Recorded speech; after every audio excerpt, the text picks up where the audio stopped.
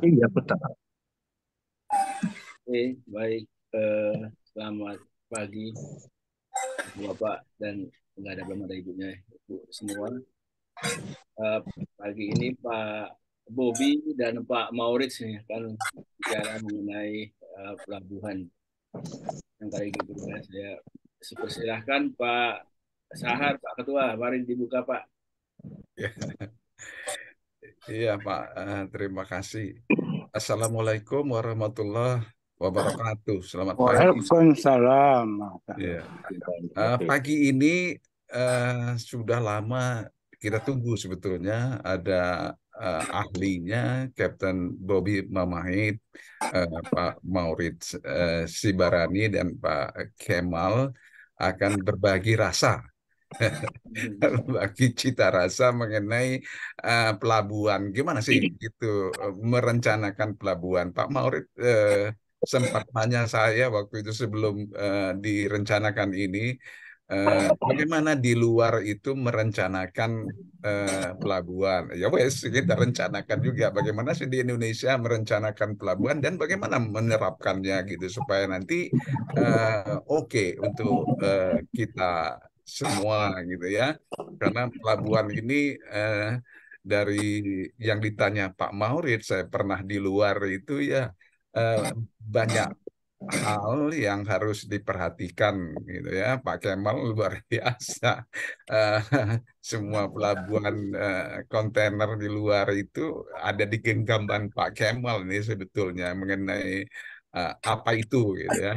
Jadi kita nanti berbagi, eh, monggo Pak Wendy, kita langsung aja Nah, ya, dimainkan. Makasih Pak. ya. Sebenarnya diawali dengan Pak Bobi nih. Silakan Pak Iya Bobi. Pak. Kalau ini saya siap. Oke, jadi suara saya terdengar ya. Dengar Pak. Dengar.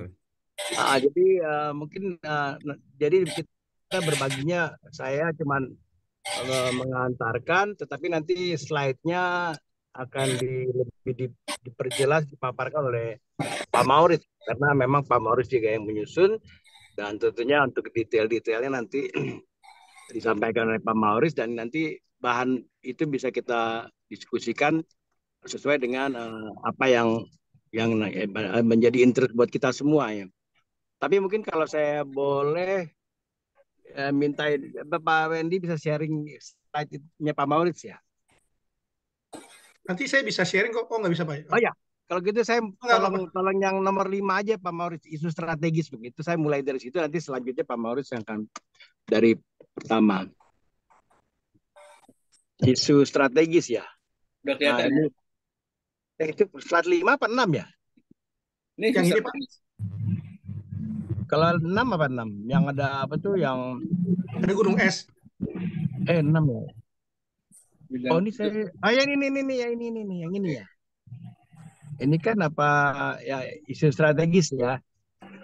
Jadi ya mungkin nanti Pak Maurits akan menjelaskan lebih detail, tetapi sebenarnya poin-poin yang akan dibahas ya di dalam slide ini sebenarnya semuanya. Jadi kalau kita lihat dari slide ini, saya mungkin mulai dari yang yang kalau bulat telur itu mungkin saya dari yang bulat yang bagian bawah. Jadi di sini ada dikatakan permasalahan terkait penyelenggaraan pelabuhan dulu. Nah, saya parkir dulu ya nih. Ya udah. Oh gitu. Ntar sorry maaf. Saya akan mulai dari permasalahan terkait kinerja dulu deh. Nanti biar ininya lebih detail nanti Pak Maurits. Nah kalau kita lihat dari kinerja pelabuhannya itu kan kalau di kelompok bawahnya ada outcome ya. Outcome-nya yaitu kelayakan investasi. Maaf. Saya mulai dari impact-nya dulu. Impact-nya. Jadi impact-nya itu tentunya yang mempengaruhi isu-isu di pelabuhan adalah masalah keekonomian ya, yang selalu kita bahas kan. Memang ekonomi merupakan suatu hal yang diutamakan saat ini, walaupun kadang-kadang keselamatan menjadi korban, tetapi oke lah kita sekarang bicara ekonomi saja. Nah ekonomi ini tentunya dari awal zaman dulu kita kenal ada yang namanya KEK lah segala macam konsep-konsep ekonomi Indonesia ya. Bahkan dulu ingat saya ada koridor-koridor. Nah, koridor-koridor itu juga termasuk bagaimana kepelabuhanan bisa menyesuaikan dengan uh, hal-hal yang terkait ekonomi. Yang kedua terkait dengan masalah sosial. Ya, sosial ini tentunya kita bisa lihat dari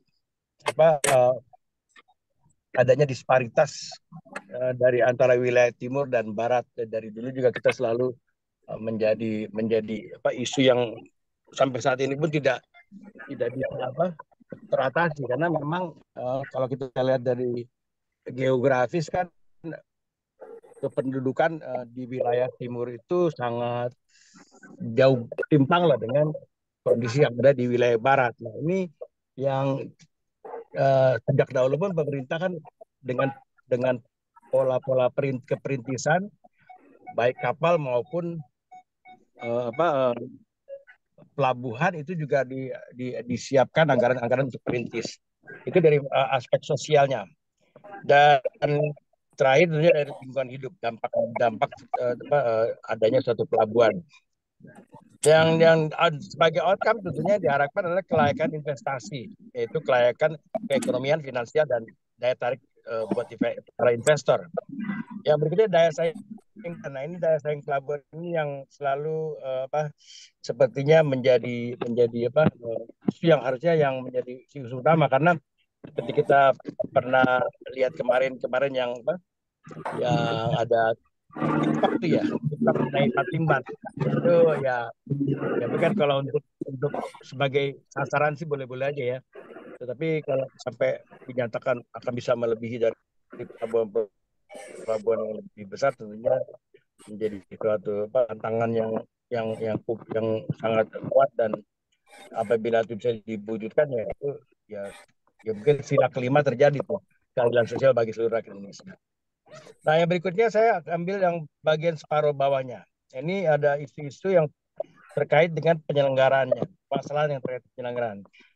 Kita tahu bahwa dari semua kegiatan itu tentunya input yang paling diutamakan yaitu mengenai sumber daya manusianya, yang memang kecukupan daripada operator atau pekerja operasional di pelabuhan itu sampai saat ini masih dirasakan kurang. Pendanaan yang APBN-nya juga sangat terbatas untuk membangun pelabuhan yang lebih baik dari masa ke masa. Dan juga regulasi. Nah, regulasi ini nih yang memang sepertinya selalu kalau kita di grup ini dibahas mengenai regulasi yang baik darat, laut, dan udara ya. Selalu terjadi hal-hal yang mungkin bukan tumpang tindih, tapi sudah kebiasaan dari dulu ya. Peraturan-peraturan yang lama sebetulnya dilupakan dan dibuat peraturan baru yang kadang bertentangan dengan yang lama belum dicabut, yang baru sudah muncul. Nah, ini yang jadi bahkan tumpang tindih, ada dua peraturan yang sama ngaturnya walaupun yang mengeluarkan institusi yang berbeda. Ini yang menjadi sangat krusial, khususnya dari hal-hal dari sisi regulasi dan juga kelembagaan. Nah, kelembagaan ini yang memang mungkin sejak 2015 sudah terjadi ya kelembagaan ini, di mana antara BUMN dan juga antara dan regulator dalam hal ini pemerintah. Kalau di pelabuhan ada yang zaman dulu namanya ATPEL, berubah jadi Syah Bandar dan Otoritas Pelabuhan. Ini memang sampai saat ini menjadi hal yang harus diatasi ya. Sekarang timbul lagi mau ada Syah Bandar digabung lagi. Yang utama khususnya ya, 4 utama itu akan jadi Syah Bandar dan Otoritas. Terus tapi ada juga KSOP khusus, nah, bisa jadi tambah bingung juga. Ada yang khusus, nanti yang nggak khusus itu apa bedanya sama yang khusus kan? Kata khususnya saya nggak tahu di mana khususnya. Setahu saya kalau nasi goreng ya spesial pakai telur, kalau ini nggak tahu pakai apa nih. Dan berikutnya data dan informasi ini yang memang selalu menjadi hal yang yang dari dulu sampai sekarang itu menjadi hal yang kekurangan dari kita semua lah ya. Karena begitu bicara data dan informasi biasanya ya terjadi tumpang tindih lagi. Ini yang bisa saya sebagai pengantar, nanti bisa dibahas lagi lebih lanjut oleh Pak Mauris. Tapi yang paling utama adalah yang kemarin kan isu-isu mengenai Patimban nanti bisa didiskusikan pada saat kita diskusi. Tapi juga mungkin isu-isu lain yang bisa kita bahas terkait dengan katakanlah penyelenggaraan pelabuhan oleh Dirjen Perhubungan Darat, ya itu juga saya juga bingung antara laut dan penyeberangan rasanya nggak ada bedanya, tapi sekarang dibedakan jadi ya sedikit dari segi definisi kita jadi semakin bingung aja. Tapi nggak apa-apa lah kalau memang harmonya begitu ya. Jadi kelembagaan dan juga sebenarnya ada beberapa kelembagaan yang memang menjadi krusial seperti yang pelabuhan perikanan, ada Syahbandar Perikanan, macam-macam semua. Jadi memang itu mungkin akan semakin baik, tapi kalau saya lihat sampai saat ini sih belum kelihatan baiknya. Tapi mungkin bukan berarti ini menjadi hal yang apa ya menjadi kita pesimis ya. Buat saya pikir mungkin tantangan akan semakin besar. Yang penting adalah bagaimana kita bisa ya tentunya adalah hal pemerintah ya. Kalau kita kan sudah ibaratnya sudah termasuk yang apa ya bukan kadaluarsa, kalau terlalu ekstrim ya. Tetapi mungkin pemikiran-pemikiran kita bisa juga disumbangkan kepada paling tidak adik-adik kita. Kalau pimpinan yang nggak mau ya adik-adik kita lah menjadikan dia menjadi apa tentunya apa yang kita inginkan juga bersama baik yang baru yang sekarang maupun kita yang dulu juga bisa sinergi dan apa yang kita mimpi-mimpikan adalah pelabuhan yang besar, pelabuhan yang bisa menampung mother vessel, pelabuhan yang lancar, efisien, logistik menjadi murah itu yang kita inginkan. Mungkin sementara dari saya demikian bisa disambung dengan oleh Pak Maurits. Silakan Pak Maurits. Terima kasih Pak Bobi, silakan Pak Maurits. Baik, izin Pak Wendy, saya yang pakai paparan saya atau Bapak yang ini kan? Boleh Bapak kalau pakai ini. Ya, daripada ganggu Bapak. Ya, silakan Pak. Baik, selamat pagi Bapak-Bapak semua, Pak Sarah, ada Pak Wendy, ada Pak Dedi, Pak Bobi, Pak Iskandar, semua ada, dan ada mantan-mantan direktur pelabuhan juga, ada Pak Janadi dan Pak Kemal, Bapak-Bapak sekalian, ada juga dari Pak Dani, dari sekarang udah nggak Pelindo ya, ada juga dari mahasiswa. Jadi izinkan saya membuat paparan sedikit mengenai kepelabuhanan. Memang bahannya kemarin saya minta dari Direktorat Kepelabuhanan, tetapi karena saya sudah 6 tahun tidak di perhubungan laut, jadi saya mungkin agak menghindari masalah polisinya. Saya akan nanti banyak bicara masalah pelabuhan secara umum, gitu ya. Baik, saya coba sedikit paparan. Sebenarnya ada 2 paparan, satu lagi kalau memang ditanya masalah Patimban, saya siapkan sedikit, tapi kalau nanti nggak cukup waktunya ya nggak. Izin Pak Sahar, saya diberi waktu berapa menit ya supaya saya bisa atur. Pak Sahar nggak kedengaran suaranya, masih di mute. Maaf, jadi biasanya kita kasih slot waktu kurang lebih 30 menit lah untuk Ya, ini baik, ya saya supaya usahakan. nanti ada banyak diskusinya. Terima kasih Pak. Ya, baik, saya usahakan.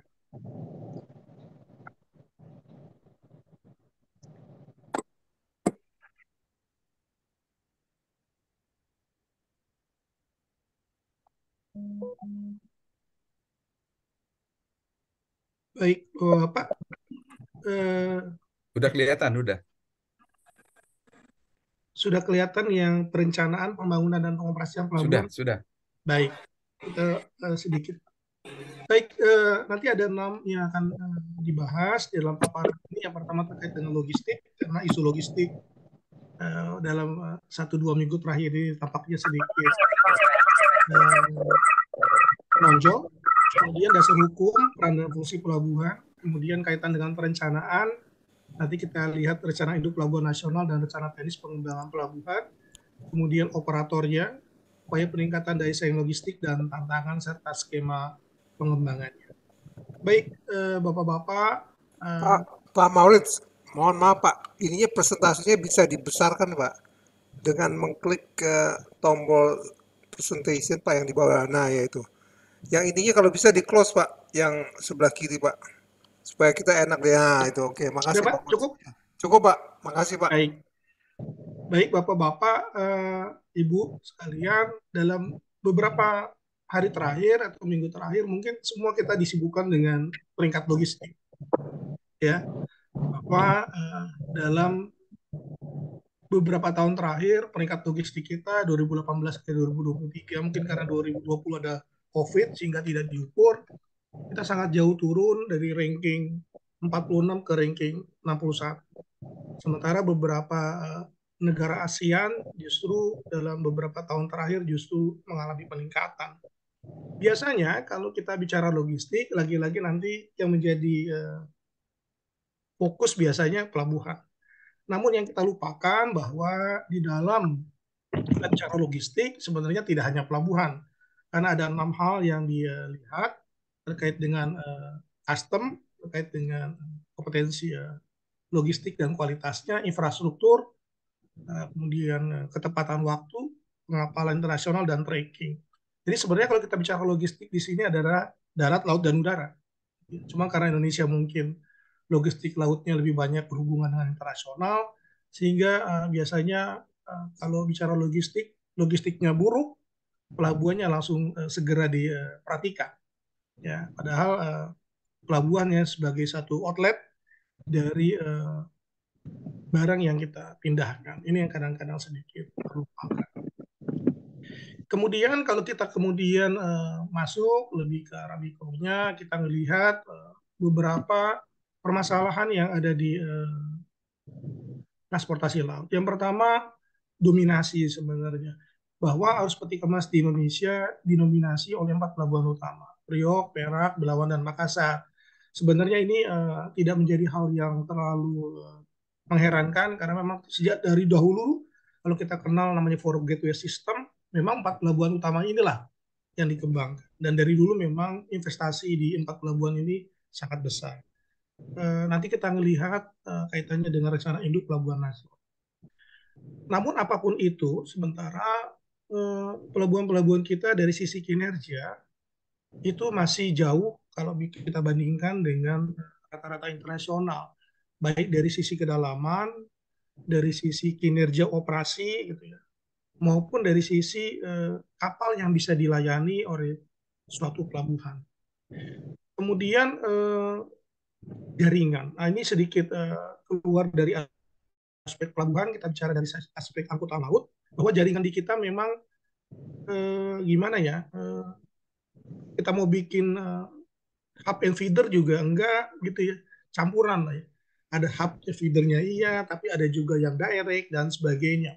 Beberapa tahun terakhir bahkan waktu Pelindo masih 4, semua pelabuhan besar di Pelindo itu ingin melakukan ekspor masing-masing. Nah ini juga karena menjadi kebanggaan bagi seorang kepala daerah misalnya, kalau pelabuhan di daerahnya bisa ekspor, meskipun ekspornya dilakukan misalnya sekali sebulan atau 2 kali sebulan gitu, tetapi menjadi kebanggaan. Nah ini menjadi sulit juga mengatur keinginan dari masing-masing pelabuhan kalau kita membuat pelabuhan yang besar. Yang berikut adalah, ini mohon maaf untuk teman-teman di darat, bahwa biaya transportasi di sisi hinterland pelabuhan sangat tinggi. Kita harus melihat bahwa belum banyak pelabuhan Indonesia yang di belakangnya langsung daerah industri. Tidak seperti negara-negara Eropa misalnya yang pelabuhannya langsung di belakangnya industri. Kita coba mungkin Pelindo 3 membuat JP, saya belum tahu karena saya udah nggak ngikutin sampai di mana. Kemudian perhubungan melalui pelabuhannya Cilamaya yang digantikan dengan Patimban sebenarnya adalah ingin mendekatkan industri dengan pelabuhannya untuk mengurangi biaya transport darat yang mahal dan waktu yang cukup besar. Kemudian belum lagi platform IT yang berbeda. Ini nggak tahu nanti kalau Pelindo jadi satu, apakah IT-nya jadi satu, karena kalau tidak udah menjadi masalah. Nah, ada beberapa target yang dibuat oleh pemerintah dalam rencana pembangunan jangka menengah dan panjang, yaitu dwelling time di bawah 3 hari. Kemudian adanya standarisasi kinerja, rute pelayaran yang terhubung, dan penurunan emisi gas rumah kaca. Pada beberapa waktu lalu, waktu di WA Group, memang saya katakan seberapa besar kebutuhan Indonesia untuk misalnya mempunyai hub internasional. Nanti coba kita lihat ya dalam rencana induk pelabuhan nasional. Nah ini tadi sudah disampaikan oleh Pak Bobi terkait dengan isu strategis bidang kepelabuhanan. Ada yang terlihat, ada yang tidak terlihat sebenarnya. yang terlihat jelas terkait dengan ekonomi, sosial lingkungan, kemudian investasi, daya saing, dan kinerja. Itu terlihat langsung. Kalau kinerja pelabuhannya buruk, kita langsung bisa melihat. Lalu dampak sosialnya besar, kita bisa melihat. Dampak lingkungan besar juga kita bisa melihat secara langsung. Namun yang terkadang tidak kelihatan adalah yang di bawah, yang di bawah gunung es ini. Ya, terkait dengan yang disampaikan Pak Bobi tadi adalah penyelenggaraan pelabuhan. Penting nggak? Butuh nggak kita otoritas pelabuhan? Ya, apakah memang kita mau kembali ke zaman apel, di mana Syah Bandar bergabung dengan otoritasnya? Nah, saya nggak tahu kebijakan ke depannya apakah memang otoritas nanti digabungkan dengan Syah Bandar atau masih seperti sekarang. Kita nanti lihat aja nih. Tapi mungkin masing-masing zaman butuh masing-masing. Tetapi kalau kita melihat di Undang-Undang 17 2008 tentang pelayaran yang menyusun ada empat kaki lah istilahnya. Ada angkutan di perairan, kepelabuhanan, keselamatan, dan pelayaran hubungan maritim. Memang di situ jelas dikatakan ada pemisahan fungsi regulator dan operator, kemudian ada otoritas pelabuhan, dan ada Syah Bandar. Namun Syah Bandar sebagai pejabat, bukan sebagai kantor. Nah, kalau otoritas memang ada kantornya. Tapi nanti kita melihat bahwa mungkin kebutuhan saat ini berbeda. Itu yang saya nggak tahu alasan isu bahwa otoritas pelabuhan akan digabung dengan Syah Bandaran. Nah, cita-cita di Undang-Undang 17 yang mengenai kepelabuhanan sebenarnya cita-citanya cukup banyak. Yang pertama, menghapus monopoli. Ya, menghapus monopoli artinya kalau kita bicara monopoli artinya operator pelabuhannya udah nggak satu lagi. Ya, nanti kita ngelihat apakah sesudah 15 tahun, karena undang-undangnya 2008, sekarang sudah 15 tahun, hal itu tercapai tidak. Yang kedua adalah menciptakan kesempatan yang lebih luas untuk setiap pihak melakukan investasi dan kompetisi yang sehat. Kemudian mengakomodir otonomi daerah dan rencana induk pelabuhan nasional dan rencana induk pelabuhan. Nah, ini yang terkait dengan kepelabuhanan. Yang lainnya saya mungkin tidak bahas. Nah, ini pelabuhan. Ini kalau definisi pelabuhan Undang-Undang 17 adalah perairan dan daratan. Pelabuhan itu perairan daratan ya yang digunakan untuk kegiatan bongkar muat barang, naik turun penumpang, dan sandar kapal, dilengkapi dengan fasilitas keamanan keselamatan pelayaran dengan mempunyai batas-batas tertentu. Tapi kalau kita melihat pelabuhan secara umum adalah tempat bersandarnya kapal agar aman, selamat, tidak merusak lingkungan untuk trafik kapal, kargo, dan penumpang. Dan yang perlu kita ingat, pelabuhan adalah salah satu komponen dari rantai nilai logistik maritim. Baik untuk meningkatkan konektivitas antar pulau, antar daerah, antar negara, dan sebagainya, mendukung pertumbuhan wilayah dan nasional, mendukung sistem logistik nasional, meningkatkan aspek baik pada pasar nasional maupun internasional, dan nah ini agak sedikit sulit mungkin ya, bahwa pelabuhan itu selain berfungsi bisnis, dia tidak boleh sebenarnya terlalu bisnis oriented. Kalau kita sepakat sebenarnya bahwa pelabuhan adalah infrastruktur publik, harusnya memang kita menjaga bahwa pelabuhan kita harus kompetitif, termasuk dari sisi tarifnya. Nah, sekarang apakah kemudian pelabuhan kita mau diarahkan lebih ke arah komersial? Tapi kalau dari sisi Undang-Undang 17, harusnya pelabuhan tidak pure bisnis. Ya, tidak pure bisnis, nggak pure bisnis kalau kita melihat Undang-Undang 17. Jadi dia harus menyeimbangkan antara fungsi bisnis dengan fungsi perannya mendukung aktivitas masyarakat. Nah, ini kalau ditanya apa aja sih yang dilakukan oleh bisnis apa aja yang ada di pelabuhan misalnya ini. Jadi memang cukup banyak. Kalau di Undang-Undang 17, jasa yang ada di pelabuhan terbagi dua.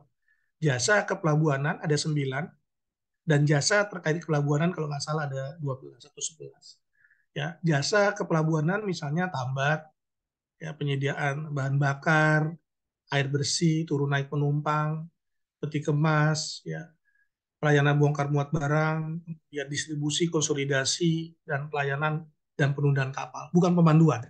Karena pemanduan bukan termasuk jasa kepelabuhanan. Kemudian yang jasa terkaitnya ini jasa pendukung.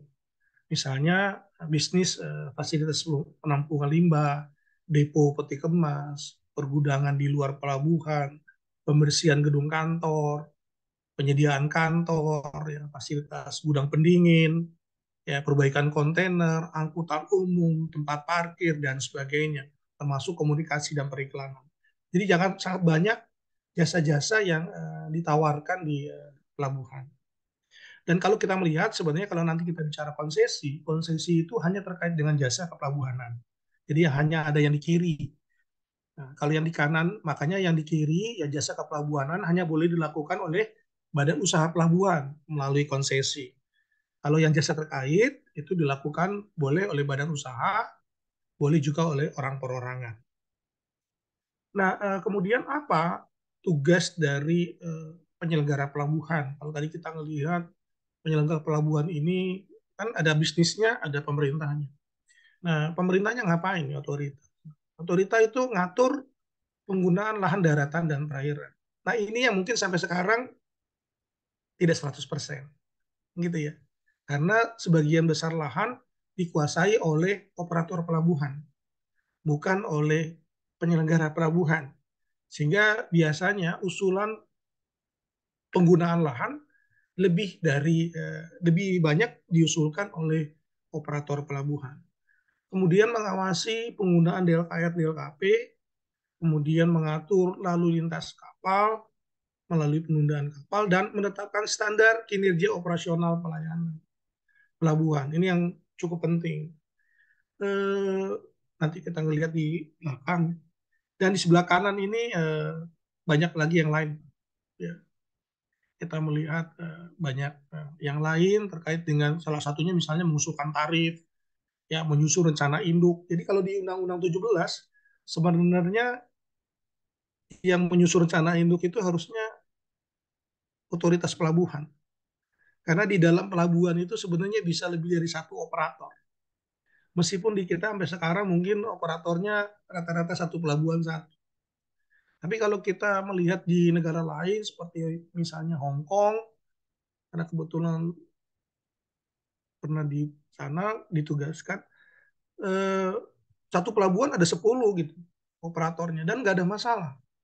Di kita mungkin masih di sektor kepelabuhanan saya rasa masih sedikit enggan yang bicara namanya kompetisi gitu ya. Jadi agak sedikit kurang berkompetisi lah satu dengan yang lain. Ya, lebih banyak bicara oligopoli lah kalau mau dilihat seperti itu. Meskipun Pelindo 1, 2, 3, 4 juga kalau saya lihat waktu dulu 1, 2, 3, 4 tidak bersaing. Ya, tapi lebih ke arah oligopoli. Nah ini kalau kita melihat bagaimana caranya supaya pelayanan pelabuhan bisa mendorong terciptanya logistik yang lebih baik. Kalau kita melihat tadi pertanyaan bagaimana logistik. Pertama pasti melalui peningkatan performa. Harusnya kalau kita sudah membagi pelabuhan berdasarkan hierarkinya, masing-masing punya kinerja, harusnya ke situlah operator pelabuhan harus mengarah. Misalnya berapa sih kalau untuk pelabuhan utama itu bongkar muatnya ketika mas per jam? Kalau enggak, bagaimana? Apa? Sekarang kan tidak ada. Mau berapapun nggak apa-apa, gitu ya. Tidak ada, padahal pada saat kita menghitung tarif, salah satunya adalah kinerja. Kinerjanya nggak tercapai, tarifnya nggak turun juga. Nah ini yang mungkin tidak ada denda juga. Nah ini yang menurut saya agak sedikit kurang mungkin menyebabkan pelabuhan kita nggak bersaing dengan negara lain. Yang kemudian mengurangi waktu kapal di pelabuhan. Kita tahu bahwa semakin lama kapal di pelabuhan sebenarnya semakin tidak menguntungkan bagi pelabuhan, bagi kapal dan pelabuhan juga sebenarnya. Karena kapal itu bisnisnya justru kalau dia berlayar. Ya, kalau dia sandar, dia pasti berharap secepat mungkin. Berarti lagi-lagi kita bicara performa. Bongkar muat kita cepat. Beberapa tahun terakhir mungkin Indonesia banyak bicara mengenai import net. Nah, saya nggak tahu, mudah-mudahan kita tidak terlupakan juga untuk meningkatkan kualitas stevedoring kita, kualitas bongkar muat kita. Ya, ini yang mungkin agak sedikit terlupa kalau menurut saya. Kita banyak bicara IT, tetapi kemudian bagaimana peningkatan performa fisik, ya bukan yang IT-nya, tapi fisik di lapangan. Meningkat tidak, karena kalau bongkar muat nggak meningkat, sebaik apapun IT-nya, ya bongkar muatnya segitu aja, ya, nggak meningkat juga. Artinya waktu kapal di dermaga tetap lama. Nah, kalau waktu di kapal di dermaga berkurang, meningkatkan waktu berlayar, sehingga menyebabkan berkurangnya waktu dan biaya bagi perusahaan pelayar. Sehingga terciptalah uh, supply chain maritim yang efisien. Di luar ini, karena ini kalau saya boleh sampaikan juga, bahwa dulu saya pernah menyampaikan ke Pelindo bahwa kalau kita mau maju sih sebenarnya kita harus beli pelabuhan di luar negeri. Kalau kita tidak mau tergantung dengan orang luar. Kita beli beberapa pelabuhan yang ada di luar negeri yang memang barangnya banyak ke Indonesia. Sehingga kita bisa mengatur. Tidak seperti sekarang misalnya pelabuhan-pelabuhan besar kita diatur oleh perusahaan pelayaran luar negeri, kapalnya hanya datang pada hari-hari tertentu. Tapi kalau dan itu sudah zamak.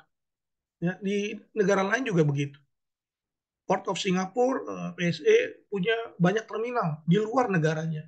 Hutchinson punya banyak terminal di luar negaranya. Ya, Semas, apalagi itu yang perusahaan-perusahaan pelabuhan lainnya juga seperti itu. Nah, Indonesia enggak. Kita hanya berkutat di dalam aja. Tapi kita mau menurunkan biaya logistik. Padahal kita tergantung dari shipping dari luar negeri. Nah, ini kalau memang ada pengusaha-pengusaha kita yang mau beli pelabuhan di luar negeri gitu ya, yang banyak barangnya dari luar negeri kemudian bisa ke Indonesia, kita bisa mengatur sehingga waktu-waktu kosong dermaga kita bisa diisi oleh kapal-kapal tersebut. Ya, nggak sia-sia kita bikin pelabuhan besar. Nah, ini sedikit kalau kemarin karena Pak Suripno dan Pak Sahar nanya, gimana sih cara merencanakan pelabuhan di Indonesia? Uh, Pengembangan pelabuhan di Indonesia sesuai Undang-Undang 17 dan PP 61 dasarnya ada dua, yaitu rencana induk pelabuhan nasional dan rencana induk pelabuhan masing-masing. Bahwa rencana induk pelabuhan sebagai dasar di mana apabila tidak ada di dalam rencana induk pelabuhan, pelabuhan umum tidak boleh dibangun. Tapi di dalam rencana induk pelabuhan nasional memang tidak ada yang namanya Telsus TUKS. Kemudian bagaimana apabila Telsus TUKS kemudian menjadi pelabuhan umum? Seharusnya kalau kita melihat Undang-Undang 17 dan PP 61 harus dulu dimasukkan ke dalam rencana induk pelabuhan nasional. Baru kemudian dia boleh menjadi pelabuhan umum. Sehingga RIPN lah yang menjadi dasar pedoman penetapan lokasi, pembangunan, pengoperasian, dan pengembangan pelabuhan, serta penyusunan rencana induk pelabuhan masing-masing. Di dalam rencana induk pelabuhan nasional disusun hierarkinya. Misalkan Pelabuhan Priok sebagai pelabuhan utama, Surabaya pelabuhan utama, ya di mana kemudian ada pelabuhan pengumpul dan ada pelabuhan pengumpan. Pelabuhan pengumpannya terbagi dua, regional dan lokal. RIPN disusun untuk 20 tahun, namun dapat ditinjau per 5 tahun. Bisa tidak ditinjau dalam waktu-waktu tertentu? Bisa apabila ada lingkungan strategis yang menyebabkan perlu ada perubahan. Misalnya akibat bencana alam. Nah, ini kalau kita ngelihat dasarnya kenapa sih kita membuat rencana induk pelabuhan nasional adalah kita memperkirakan terlebih dahulu berapa bongkar muat yang akan kita layani 20 tahun, 30 tahun ke depan. Kita buat proyeksi, waktu itu kita dibantu, waktu di awal kita membuat RIPN, kita dibantu oleh Australia, OSAID, Nah, kita coba lihat sampai 2000, waktu itu sih sampai 2030 kalau nggak salah. Berarti ini RPN karena sudah diperbarui. Sekarang sampai 2040, sehingga dapatlah seperti ini. Nah, ini. Kita punya 28 pelabuhan utama, 167 pelabuhan pengumpul, 163 pelabuhan pengumpan regional, dan 278 pelabuhan pengumpan lokal. Cukup banyak ya, karena di dalamnya di dalam satu pelabuhan bisa terdiri dari lebih dari satu terminal. Ya, misalnya kayak Batam satu pelabuhan, tetapi kemudian terminalnya mungkin ada 5 atau 6, sehingga banyak sebenarnya. Ya, ini mungkin hanya 600, tetapi di dalam realnya terminalnya sangat banyak. Ya, ini nanti saya lewatkan aja ya Pak, teori-teorinya. Nah, di dalam PP 61 sebenarnya sudah dibuat kriteria untuk masing-masing hierarki pelabuhan. Pertama, berdasarkan dekat tidak dia dengan pasar internasional, atau dekat dia tidak dengan pasar domestik, dekat tidak dia dengan jalur pelayaran internasional, dekat tidak dia dengan jalur pelayaran nasional, kemudian punya perairan tertentu luasnya, daratannya juga, fisiknya seperti apa. Kalau kita melihat pelabuhan utama misalnya, dia harusnya dekat dengan pelayaran internasional kurang dari 500 mil. Jarak antara pelabuhan nasional utama minimal 200 mil, punya kedalaman minimal min 9 meter LWS, low water spring, kapasitas dermaga minimal 10.000 deadweight ton, panjang dermaga minimal 350 meter, luas lahan minimal 50 hektar. Nah ini, peti kemas minimal 10.000 tius. Dan punya, nah ini yang kadang-kadang lupa, bahwa di dalam hierarkinya sebenarnya ada peralatan bongkar muat sesuai jenis barang. Coba karena dia tidak dikuantisir, kadang-kadang terlupakan. Nah yang di sebelah kanan ini ada usulan revisi dari teman-teman untuk lebih didalamkan lagi, misalnya dari 9 ke 12 tanah. Jadi kita ngelihat bahwa menetapkan pelabuhan utama ada kriterianya. Begitu juga untuk pelabuhan pengumpul. Ya, misalnya kedalamannya minimal 7 meter. Dermaganya kapasitas 3.000, panjang dermaga 120 sampai 350, jarak dengan pelayaran nasional minimal maksimal 50 mil, kemudian jarak satu pelabuhan dengan pelabuhan pengumpul lainnya 50 mil. Begitu juga untuk pelabuhan regional. Ada, dan yang paling kecil adalah pelabuhan pengumpan lokal. Makanya kemarin pada saat Pak Rikno menyampaikan, mohon maaf Pak ya, darat kemudian laut mengikuti. Kalau saya justru kebalikannya. Pelabuhan dan bandara adalah outlet. Jadi yang harus ditetapkan duluan adalah outletnya. Jalannya kemudian menyusul. Karena tidak mudah. Kalau saya lihat seperti ini, tidak mudah kita menetapkan satu pelabuhan menjadi pelabuhan utama. Tidak banyak pelabuhan kita yang kedalamannya misalnya 9-12 meter LWS. Tidak banyak juga lokasi pelabuhan yang jaraknya dengan pelayaran internasional 500 mil. Gak banyak. Jadi ya, kalau kami ngikutin jalan, kita agak sulit. Tetapi harusnya kita tentukan dulu outletnya, baru kemudian jalan mengikuti. Ya, karena kalau tidak, memang mohon maaf, kita selalu disampaikan negara kita adalah negara maritim, banyak pulau, perairannya besar, tetapi sebenarnya tidak banyak lokasi di Indonesia yang cocok untuk membuat pelabuhan-pelabuhan utama. Nggak banyak. Kita harus jujur, nggak banyak. Apalagi kalau nanti kita bicara pelabuhan hub internasional. Tidak banyak lokasi yang secara ekonomis ya, kalau mau dibuat, buat bisa. Tetapi kalau secara ekonomis kita mau bersaing dengan negara luar, artinya biaya pembangunannya, biaya operasional, biaya maintenance sekecil mungkin, itu nggak banyak. Jadi agak sulit nantinya kalau kita terbalik. Ini terkait dengan hierarki. Nah, ini jadi apapun itu, bahwa kita ngelihat bahwa perencanaan pelabuhan itu harus terintegrasi, apapun itu.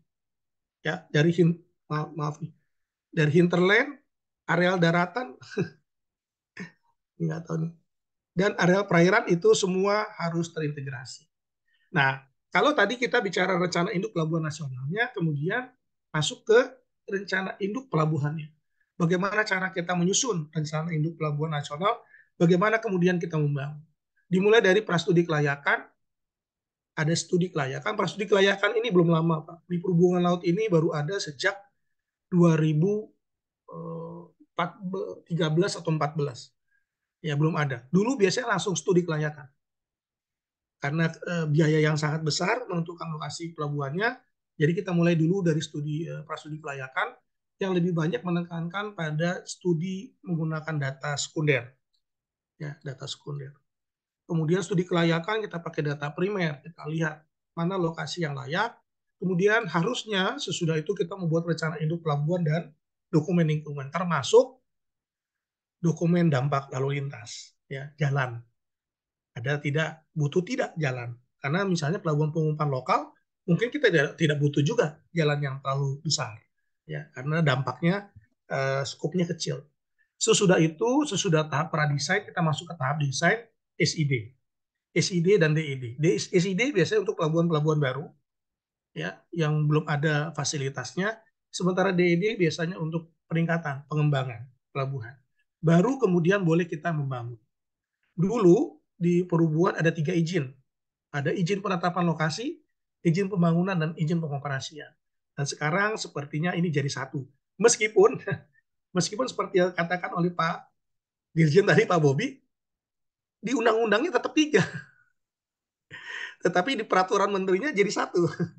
Ini yang mungkin juga kita perlu ini juga ya. Ya, bukan maksudnya menyalahkan, tapi ada baiknya juga kita betulin. Karena di dalam PP, di dalam undang-undang, izinnya masih 3. Begitu juga dengan Tersus, itu masih izinnya masih 3. Sementara di peraturan menteri, izinnya menjadi 1. Jadi kalau nanti dipertanyakan, kita agak sedikit sulit ya, dari sisi tataran hukum. Tapi memang sudah berjalan seperti itu. Mudah-mudahan nggak ada yang protes. Mudah-mudahan. Nah, ini kemudian selain rencana induk, pelabuhan harus punya DLKR dan DLKP. Sama juga. DLKP disusun oleh penyelenggara pelabuhan, punya jangka panjang, menengah, pendek. Nah, ini yang kadang-kadang mungkin sedikit, kadang-kadang bukan berbenturan lah. Sedikit butuh koordinasi lah dengan teman-teman perhubungan darat. Dan juga dengan teman-teman perikanan. Karena masing-masing punya DLKR, DLKP. Sementara banyak pelabuhan laut yang berdampingan dengan pelabuhan darat dan pelabuhan perikanan. Airnya satu, mau dibagi-bagi, air yang repot. Bagaimana caranya membagi DLKR, DLKP yang outletnya satu ke 3 pelabuhan gitu. Karena masing-masing kekeh. Laut harus punya DLKR, DLKP, perikanan punya DLKR, DLKP, darat sekarang bikin lagi DLKR, DLKP. Nanti masing-masing pasang rambu lagi. Nanti rambu yang mana yang mau saya lihat itu. Nah, inilah saya nggak tahu ya bagaimana nanti ini ya. Mungkin kalau sekarang mungkin belum begitu ini, tapi kalau trafiknya makin banyak, kapalnya makin besar, ini nanti jadi masalah. Kalau terkait dengan DLKR, DLKP yang perairan. Kalau yang daratan sih gampang ya, dipagerin selesai. Tapi yang namanya perairan tidak bisa dipagar. Kemudian nanti kalau ada kapal yang tenggelam di DLKR laut, kapal darat, terus orang laut ngapain? Atau ada kapal laut tabrakan di DLKR-nya perhubungan pelabuhan penyeberangan, terus saya mesti ngapain gitu? Nah, ini saya nggak tahu nanti ini. Ini nanti ke depannya gimana ya, mesti dipikirkan juga pengaturan tata ruang perairan. Belum lagi sebenarnya kita juga banyak nanti dengan DKP ada lagi peruntukan untuk kabel bawah laut. Ya. Wah, ini tambah ruwet lagi nanti sisi perairan tambah ruwet. Oke. Nah, ini ya tadi ya DLKR, DLKP mungkin saya tidak terlalu detail, tapi kegunaannya banyak DLKR, DLKP untuk keselamatan pelayaran, untuk percobaan berlayar, labu, alih muat kapal, pemanduan, dan sebagainya. Ini mungkin ke depannya kita perlu cermat mengatur ini gitu ya, apakah bisa ada namanya join DLKR, DLKP gitu ya. Tanpa perlu membagi ini DLKP laut, darat, perikanan gitu ya. Karena laut nggak bisa dibagi-bagi kalau menurut saya. Bahkan dulu ada konsep sebenarnya kita yakini bahwa DLKR DLKP satu pelabuhan boleh lintas kabupaten, bahkan boleh lintas provinsi. Seperti DLKR DLKP Tanjung Priok. Itu berapa provinsi tuh? Masuk DKI, masuk Banten, masuk Jawa Barat. Nah sekarang nggak tahu nih dengan adanya ini ya. Misalnya ya, kan nanti ada penyeberangan nih di Patimban. Apakah dia mesti punya DLKR DLKP sendiri nanti? Padahal Patimban itu pelabuhan besar, utama. Masa nanti dibagi lagi gitu untuk pelabuhan penyeberangan. Nah ini yang kedepannya mungkin perlu dipikirkan juga. Nah terakhir terkait dengan operasi. Operasi pelabuhan ada dua, bisa dilakukan oleh pemerintah di pelabuhan-pelabuhan yang kecil, yang masih UPP kita bilang, ini penyelenggara pelabuhan, bisa juga operatornya dilakukan oleh badan usaha pelabuhan. Nah, kalau operatornya dilakukan oleh badan usaha pelabuhan, tentunya di pelabuhan-pelabuhan komersial, kita berharap kinerja yang baik. Ya. Kalau kinerja mungkin agak sedikit mudah, beli alat, ini orang, kita asal sabar masih bisa. Yang repot adalah kita belum pernah ada perjanjian misalnya termasuk di Patimban kargo garansi. Pelabuhan seperti di Port Klang mereka melakukan kargo garansi. Artinya operatornya wajib mendatangkan sekian juta TEUs sesudah sekian tahun. Artinya kita mendapatkan operator pelabuhan yang betul-betul operator pelabuhan dan punya barang. Jadi bukan hanya operator tapi nggak punya barang. Ya ini agak repot. Operator plus punya barang. Mungkin nggak banyak ya di Indonesia yang bisa seperti itu. Kecuali yang tadinya mungkin Tersus atau TUKS. Punya barang sendiri, misalnya batu bara. Tetapi kemudian kargo garansi artinya shipping lines, artinya port operator harus bekerja sama dengan shipping lines. Dan itu yang sebenarnya kita harapkan. Sehingga kita bisa prediksi lah ke depannya pelabuhan ini seperti apa. Yang berikut terkait dengan lingkungan, sekarang EcoPort, Smart Port, ya. Saya nggak tahu nanti apakah ada pelabuhan kita yang fully automated atau semi automated seperti Teluk Lamong, dan yang selalu menjadi diskusi yang tidak pernah berakhir adalah dua hal ini. Satu, tarif itu nggak pernah berakhir. Tarif kita ketinggian atau kerendahan, selalu seperti itu. Satu sisi melihat ketinggian, satu sisi melihat kerendahan. Tapi kalau saya melihatnya lain, tarif itu selama kinerjanya sesuai, oke. Tapi jangan tarifnya tinggi, kinerjanya rendah, atau kita dituntut kinerja tinggi, tarifnya rendah. Tapi kalau tarifnya kinerjanya baik, tarif nggak apa-apa tinggi. Nah itu sebenarnya bisa dihitung, ya bisa diukur, mudah kita mengukurnya, nggak sulit seperti itu. Nah yang kesulitan yang kedua adalah koordinasi. Ini kata-kata jin, ya gampang diucapkan, sulit dilakukan. Apapun itu sulit. Ya, jangankan dengan instansi lain, perhubungan darat dengan perhubungan laut terkait dengan pelabuhan sekarang sulit koordinasinya. Apalagi nanti dengan perikanan. Belum lagi antara penyelenggara pelabuhan dengan operator pelabuhan. Wah, itu lebih ruwet lagi. Nggak pernah bisa ketemu. Ya, saya udah kerja di pelabuhan dari tahun 94, udah mau 30 tahun. Nggak pernah tuh ada rapat tanpa istilahnya ya Pak ya. Padahal tujuannya satu sebenarnya. Bagaimana pelabuhan kita efisien. Tapi mungkin cara penyampaiannya beda-beda. Cara berpikirnya agak beda. Nah, ini yang agak sedikit sulit. Belum lagi nanti kita bicara dengan teman-teman darat, ya kan?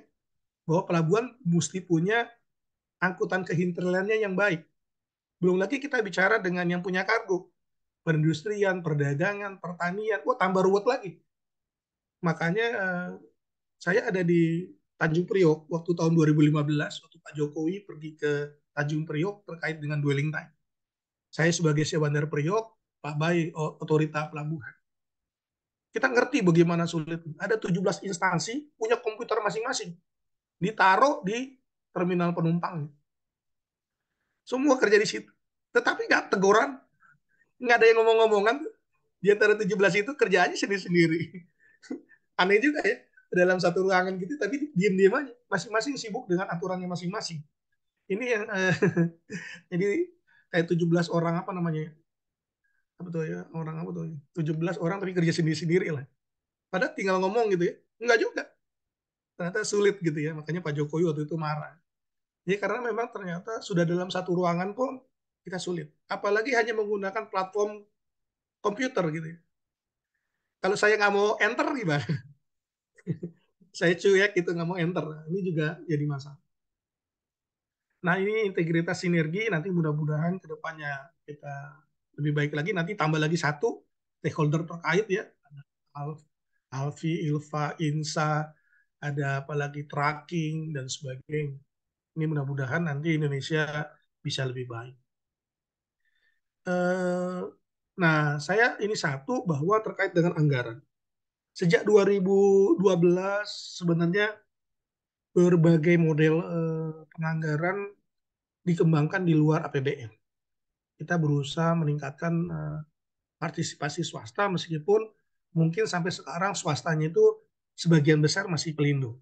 Gitu ya. Kita harus jujur bahwa sebagian besar investasi itu banyak di pelindo untuk pelabuhan umum ya.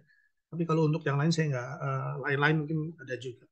Nah, kita ada 26 konsesi sekarang. 11-nya itu BUMN, ya. 15-nya swasta. Ini di luar 4 existing yang pelabuhannya itu ada 110. Jadi memang sebagian besar investasinya masih dilakukan oleh Pelindo dan pemerintah. Pemerintah satu, Patimban aja udah mungkin 10 triliun sendiri ya, udah mengalahkan yang lain. Jadi memang mesti ada cara baru investasi pelabuhan supaya swasta ikut tertarik. Kalau tidak memang berjalan agak sedikit pelan. Biasanya konsesi yang saya lihat, konsesi itu adalah penyerahan hak dari pemerintah kepada badan usaha pelabuhan untuk menyelenggarakan pelabuhan pelabuhan umum. Kalau tidak memang biasanya konsesinya di tempatnya titulan atau menggantikan pelabuhan yang lama. Misalnya Kijing menggantikan misalkan untuk Pontianak, Patimban untuk membantu Priok gitu ya. Teluk Lamong untuk membantu Tanjung Perak misalnya seperti itu. Tetapi yang pure baru mungkin amat sangat sedikit. Nah ini yang memang perlu kita cermati ke depannya, apakah kita mau agresif sedikit di sektor pelabuhan atau tidak. Menarik kalau kita katakan bahwa logistik kita jelek, kemudian yang disalahkan pelabuhan, tetapi anggarannya nggak turun. Iya kan? Anggarannya tetap turun ke jalan. Aneh kan? Kalau saya sih, mohon maaf, mungkin karena saya udah nggak di perhubungan laut, boleh ya Pak Bobi ya. Kita kalau logistik jelek, laut. Tapi anggaran nggak nambah. Yang nambah justru anggaran jalan. Saya jadi bingung. Terus kenapa disalahin ya? Apakah kemudian khusus untuk laut harus cari uang sendiri ya? Kalau sektor lain, enggak. Anggaran perhubungan laut, saya nggak tahu ya. Di luar Patimban mungkin hanya 3 triliun untuk seluruh Indonesia. Itu udah termasuk navigasi, bikin rambu, beli kapal. Ya sementara jalan Pantura satu aja nggak tahu berapa harganya, berapa triliun. Ya, tapi nanti yang disalahkan outletnya. Eh, karena nggak menarik ternyata kalau kita melihat seperti ini, ya kan harus ada insentif dari pemerintah supaya swasta bangun. Misalnya yang bangun fasilitas dasarnya pemerintah, kemudian swastanya hanya membeli peralatan. Jadi berbagi beban, mereka yang beli peralatan, mereka bangun gudang, lapangan penumpukan. Tetapi yang mereka reklamasi, kemudian membuat breakwater, misalnya pengerukan itu pemerintah. Karena kalau semua dibebankan kepada swasta, sangat besar inisial cost-nya. Jadi yang murni bisa konsesi mungkin Pelindo. Tapi nanti Pelindo pasti nggak mau rugi juga dong. Pasti. Tarifnya nanti akan tinggi nantinya. Nggak salah juga. Karena mereka uangnya pinjam ke bank. Bayar bunga. Nah ini yang mesti dipikirkan juga. Artinya kalau ada misalkan meskipun itu usulannya dari Pelindo misalnya, itu usulannya dari swasta, berbagi beban. Pemerintah yang membangun infrastruktur dasar, tapi yang murni uh, murni apa murni bisnis bisa diserahkan ke Pelindo. Kenapa? Karena sampai sekarang aturan di kita bahwa boleh penunjukan kalau lahan dimiliki oleh Badan Usaha Pelabuhan dan seluruh investasi oleh Badan Usaha Pelabuhan, termasuk ngeruk, bikin breakwater, bangun dermaga, berat. Yang pertama berat, yang kedua sekarang bangun, 7 tahun, 8 tahun lagi baru menghasilkan. Jadi kena 2 kali nih. Udah uangnya pinjam kena bunga, kemudian nggak bisa langsung bisnis. Nah kalau seperti ini, saya di kelas selalu mengajar, orang nggak mau dong bisnis pelabuhan. Mendingan bikin bisnis Indomaret. Bangun hari ini, besok bisa dapat duit. Nah sekarang kalau bikin pelabuhan bangun sekarang, 7 tahun lagi. Baru punya duit, itu juga bayar bunga. Bunga utang. Ya, karena persyaratannya ini berat. Lahan dimiliki Badan Usaha Pelabuhan dan investasi sepenuhnya oleh Badan Usaha Pelabuhan. Padahal konsesi di jalan tol saja, jalannya itu, lahannya itu oleh Badan Penyelenggara Jalan Tol. Nah, kalau kita enggak, laut ini, ya aturannya memang sangat sulit. Kemudian dalam konsesi berakhir, fasilitasnya semua diserahkan kepada penyelenggara pelabuhan meskipun lama ya, meskipun 70 tahun. Oke. Nah ini saya dapat dari teman-teman Pelpong. Nah ini mudah-mudahan 2040 ya. Saya nggak tahu kenapa nggak 2045 ya. 100 tahun agak kurang 5 tahun lah. Mungkin buat 2045 tapi kita usahakan 2040 biar ada spare-nya 5 tahun mungkin.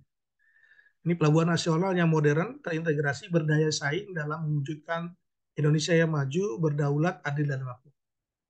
Bagaimana visi itu bisa dicapai? Misinya yang pertama kinerja. Nah, kita melihat bahwa misi yang pertama adalah kinerja.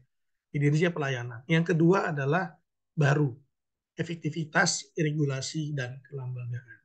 Jadi memang kalau kita bicara pelabuhan, yang kalau kemarin saya sih, karena udah nggak di laut, saya sangat senang kalau pelabuhan kita kinerjanya itu maju. Mau di hub internasional, mau nggak hub internasional, mau dia end-to-end port, apapun itu, kalau kinerjanya udah oke, buat saya cukup. Ya, karena kinerja yang pertama. Baru kemudian kita memikirkan, kita mau bikin hub berapa, 2, 3, misalnya satu di daerah Batam, satu atau Kuala Tanjung, satu di Bitung, satu di Sorong. Tapi kalau tidak, kinerjanya saja sampai sekarang belum optimum, bagaimana kemudian orang luar yakin kita membuat hub internasional? Ya, karena mereka akan melihat pelabuhan kita yang sekarang saja kinerjanya belum optimal. Ya, orang pun akan melihat. Kalau Singapura, mereka udah nggak pusing. Dia tahu kinerjanya seperti apa. Sehingga tidak ada keraguan buat mereka kapal-kapalnya ke Singapura. Karena kalau hub, kita bicara hub, kapal yang datang besar, muatannya banyak. Nah, kalau bongkar muatnya lambat, itu pasti kerugian buat mereka. Jadi, kalau saya lihat udah pas bahwa misinya yang pertama adalah kinerja. Misi yang kedua adalah peningkatan efektivitas regulasi dan kelembagaan. Mungkin itu saja dulu Pak Sahar, mungkin kelamaan, kita lebih banyak diskusi. Makasih Pak. Terima kasih Pak Maurits. Tolong di stop share screen-nya. Nah, Pak Maurits, ini udah banyak yang mau angkat tangan ya. Di Pak Halo? Kemal udah angkat tangan duluan. Siapa tadi ya suara lagi baru nanti? Kalau Pak Kemal nanya, saya nggak berani jawab. Halo. Pak Kemal dulu terus Pak Ripno. Pak Kemal, silakan Pak Kemal.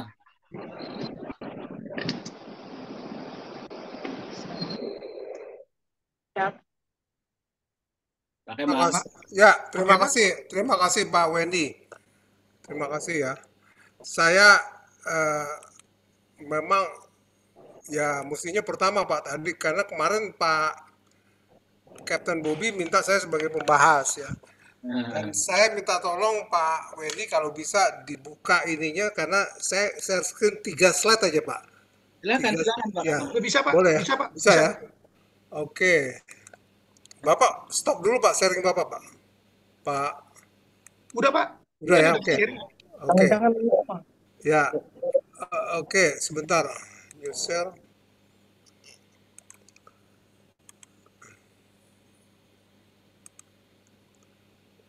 Terlihat nggak Ya, terlihat. slide saya ya?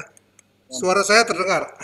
Dengar jelas sekali. Baik, saya sebenarnya hanya 4 slide ya. Dan ini saya angkat lagi apa yang disampaikan oleh Pak Sahar ya. Jadi waktu Pak Sahar bilang ini Patimban atau di pelabuhan Patimban di Indonesia siap geser pelabuhan Singapura dan Shanghai. Nah ini mohon maaf ya. Jadi hal ini yang membuat saya terkejut dan agak shock begitu ya. Ini siapa yang membuat statement seperti ini? Karena kondisinya adalah seperti ini. Ini tahun 2016 ya, data tahun 2016 Shanghai ini sudah 37 ya. Sekarang mungkin 80 juta TEUs. Singapura 30,9. Singapura rencananya 70 juta TEUs. Dan kondisi Patimban, ya, ini kebetulan saya dulu yang ikut merancang Patimban ya. Patimban pada tahun 2037 demand-nya itu baru sampai 7,5 juta. Dan kemarin saya diskusi dengan tim OCDI dari Jepang di Direktorat Pelabuhan. Mereka pesimis 7,5 juta ini, juta TEUs ya, akan tercapai. Kenapa? Karena kondisi Patimban dan Tanjung Priok itu sudah tidak sama lagi saat ini. Dulu Patimban dibangun adalah salah satunya yang utama untuk mengurangi kemacetan lalu lintas dari hinterland ke Tanjung Priok. Sekarang Tanjung Priok itu sudah pakai toll road langsung. Sedangkan Patimban jalan akses ke toll road-nya aja atau toll road-nya aja belum ada. Jadi toll road yang menghubungkan Patimban ke akses ke toll road yang ada. Itu pengadaan tanahnya sekarang sampai saat ini belum selesai. Jadi sudah banyak yang seharusnya hinterland Patimban kembali ke Tanjung Priok yang marginal hinterland ya. Nah, jadi 7,5 juta jiwa 7,5 juta TEUs ini tidak mungkin tercapai kata tim Jepang. Tapi saya masih optimis karena backup area Patimban terus bertumbuh dan berkembang. Kita lihat saja. Tapi tidak pernah ya, kalau ada statement seperti ini, Patimban akan menggeser Singapura dan Shanghai. Terus terang ini statement yang menyesatkan. Mohon maaf, menyesatkan. Karena Shanghai dan Singapura 37,1, Singapura 30,9 tahun 2016. Sekarang sudah 80 juta TEUs. Sekarang kalau kita lihat lagi ya, ranking LPI tadi sudah dibahas Logistic Performance Index oleh Pak Moritz. Luar biasa Pak Moritz, sebenarnya presentasinya tadi sudah komprehensif sekali ya, luar biasa. Jadi kalau saya urutkan dengan begini dibandingkan negara tetangga kita, ini sangat-sangat jauh sekali. Ini kita harus bereskan dulu ini. Yang tadi Pak Moritz bilang Logistic Performance Index-nya turun, kenapa pelabuhan laut terus yang disalahkan ya? Memang di sini ada infrastruktur, tapi tidak hanya infrastruktur pelabuhan. Nah, ya mungkin yang international shipment ini yang mungkin yang langsung ke perhubungan laut. Pada saat ini infrastruktur kita 59 Pak rankingnya. Bandingkan dengan jangan nggak usah bandingin Singapura. Singapura sekarang nomor 1 LPI-nya di dunia. Singapura nomor 1, kemudian Malaysia nomor 30, Thailand 35, Filipina 47, Vietnam 47. Kalau international shipment kita 57 rankingnya. Singapura nomor 2 ya. Kemudian Malaysia nomor 8, bayangkan. Thailand nomor 22, Filipina 47, Vietnam 38. Ini luar biasa Pak, luar biasa ketinggalannya. Sekarang coba kita lihat ini ya. Satu lagi nih, ini. Apa yang terjadi di dunia ya. Ini mungkin yang perlu banyak sekali terutama pejabat perhubungan. Ini mohon maaf lagi Pak Maurits, tadi Pak Maurits bilang Pak Maurits mau presentasi tapi tidak mau menyinggung soal polisi. Tapi saya dengerin aja terus ya. Presentasi Pak Maurits ini banyak tentang polisi juga akhirnya. Oke. Iya Pak akhirnya. Ya, mohon Sorry maaf Pak Pak Pak. Maurits. Ini ya PSA 61 juta TIUS pada tahun 2020. Dan Pak Maurits tadi udah bilang PSA itu tidak hanya di Singapura, ya, banyak di seluruh dunia, ya. Sekarang berapa sih Pelindo yang digabung, ya? Berapa jumlahnya sekarang ya? 6,5 juta TIUS. Berarti ya ada di 16,5 juta TIUS ya. Berarti ada di bawah terminal investment yang punya Mediterania ini ya. Dan di atas nomor 8 ini International Terminal Container yang Filipina punya. Ini luar biasa loh Filipina ini. Ada operator swastanya yang punya terminal di seluruh dunia. Bahkan di Australia kemarin baru dibuka. Di Victoria. Nah, sekarang Pelindo itu memanage 126 pelabuhan. Ya. Ada 16,4 juta TIUS. Seharusnya ada di nomor 8. Ternyata saya cari-cari di seluruh Google, ya, nggak ada Pelindo masuk ya. Kenapa? Jawabnya mudah. Karena Pelindo itu hanya di Indonesia. Ini kan judulnya Top 10 Global International Port Operator. Jadi memang harus Pelindo itu harus keluar gitu ya. Jangan jadi jago kandang ya. Gitu ya. Ini ITCS ini luar biasa ini. Tadinya hanya mengelola Manila International Container. Tapi sekarang sudah punya 34 terminal di seluruh dunia dengan 7.000 pegawai di seluruh dunia. Asia, Pasifik, Amerika, Eropa, Middle East dan Afrika. Waktu menyusun rencana jangka panjang Pelindo Holding, kebetulan saya salah satu timnya, saya tanya ke Pak Dirut, Pak, ngomong-ngomong Pak, kapan ini Pak Pelindo mau go internasional? Oh, 2025 Pak Kemal. Wah, mantap saya bilang. Saya udah keburu senang nih, karena 2025 berarti akan terlihat ada Pelindo terminal di belahan dunia yang lain. Sekarang udah 2023, 2 tahun lagi nih katanya. Saya cek ke orang Pelindo, gimana? Udah siap-siap. Terminal mana kalau istilah Pak Maurits yang kita mau beli atau kita mau operasikan?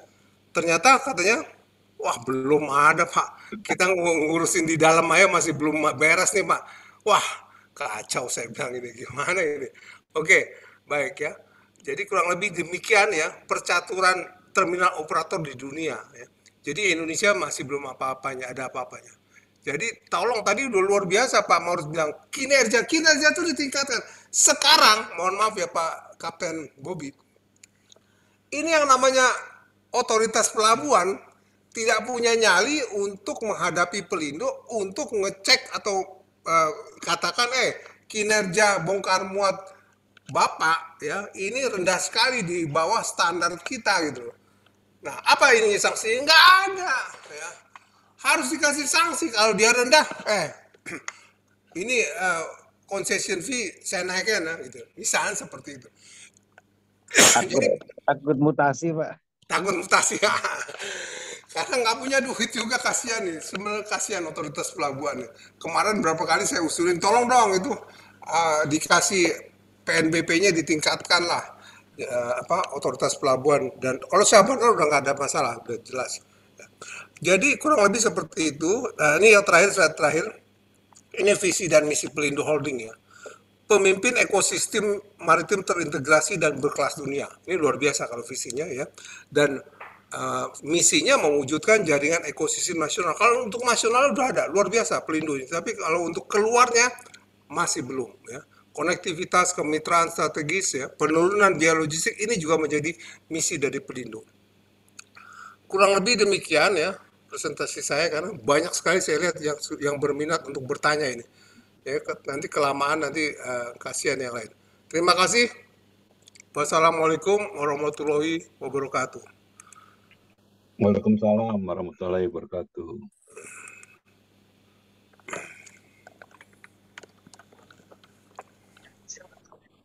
Silakan Pak. Siapa? Kapten Bobby ya. Kembali ke Pak Wendy aja dah. Mungkin langsung diskusi aja kali. Oke Pak Wendy, silakan Pak Wendy. Halo, Pak Wendy. Oke, silakan Pak Ripno mau duluan, silakan. Abang Nggih. tadi. Matur nuwun, matur nuwun. Mohon izin untuk share screen ya, Pak ya. Nanti gue kasih. Pak Pepen lagi nyetir. Halo Pak, udah kelihatan Pak? Sudah. Oke, baik.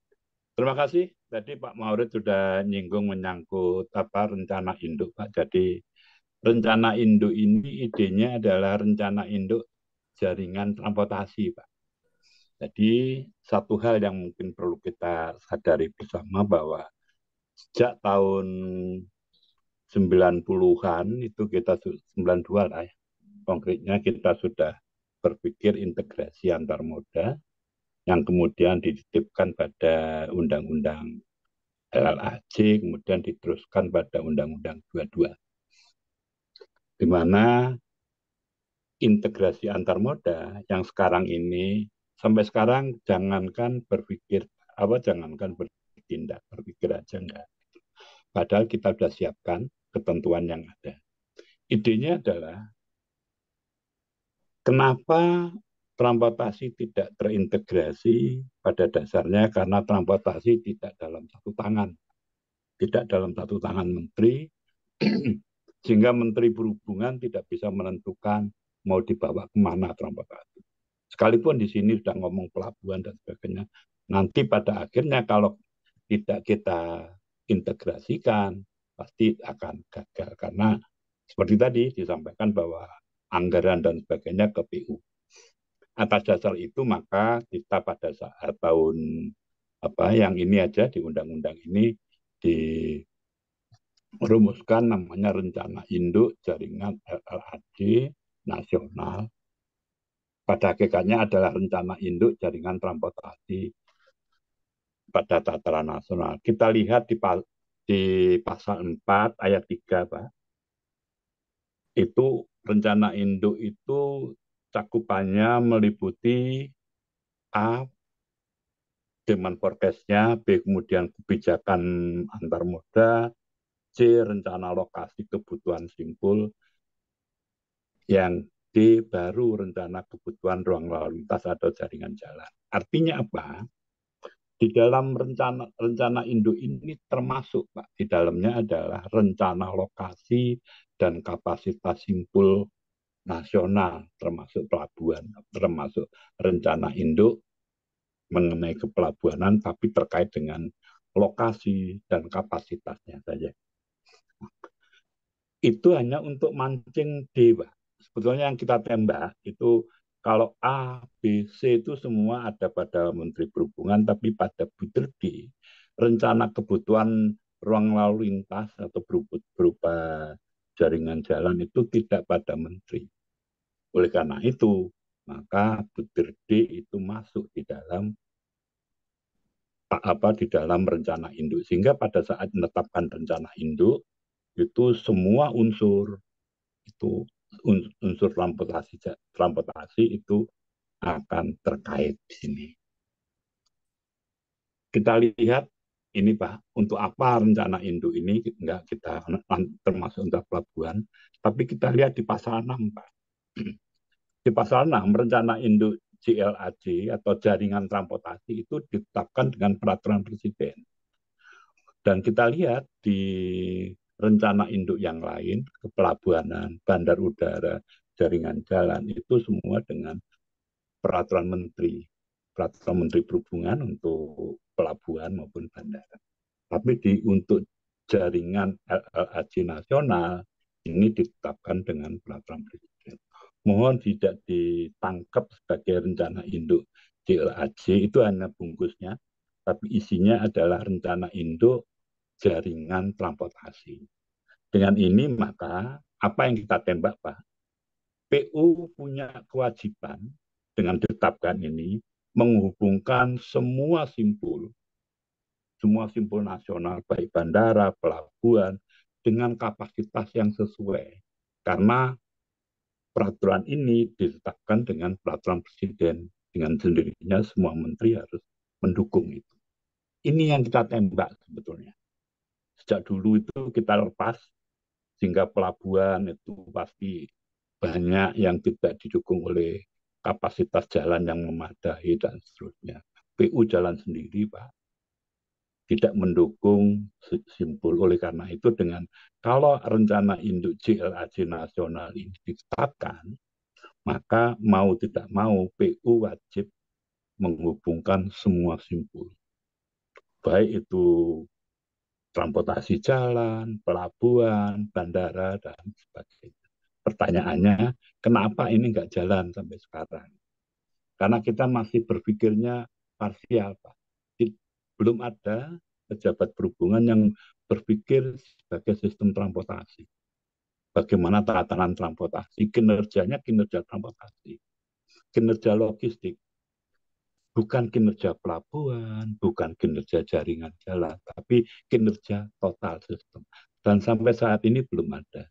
Nah, inilah yang kita ajak dengan menerapkan implementasi rencana induk ini, kita ajak, mari kita berpikir secara menyeluruh, secara kesisteman mengenai transportasi.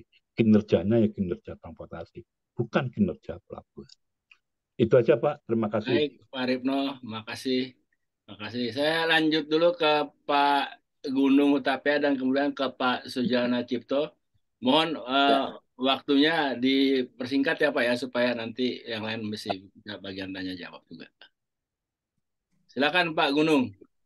Terima kasih Pak Wendy. Overall saya kira sangat menarik ya. Terus saya sih ingin dari insight lain. Mungkin bisa nanti dijawab Pak Moris atau Pak Kemal. Sepanjang kondisi saat ini ya, tidak dilakukan reformasi terhadap organisasi otoritas pelabuhan, saya jamin dari 61 atau 64 kita akan ke 100. Kenapa? Tidak efektif organisasi ini. Nah, kita bisa benchmarking misalnya dengan Bremenhaven ya. Jadi organisasi otoritas itu diisi oleh para profesional. Mungkin ada Pak Kemal sebagai direktur apa, INSA direktur apa, dan lain-lain. Semua yang masuk di dalam logistik, dia masuk di dalam otoritas. Nanti otoritas pelabuhannya sendiri hanya sebagai regulator itu, Pak. Hanya memimpin apakah otoritas yang dipimpin oleh para profesional itu berjalan dengan baik. Itu yang pertama. Yang kedua,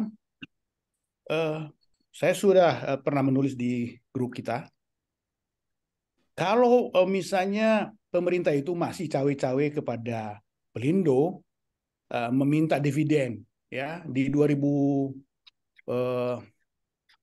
nanti dia rencanakan 21 triliun. Artinya apa? Semua hal dia garuk, Pak. Dinding pun dia garuk supaya tercapai ini dividen. Ya.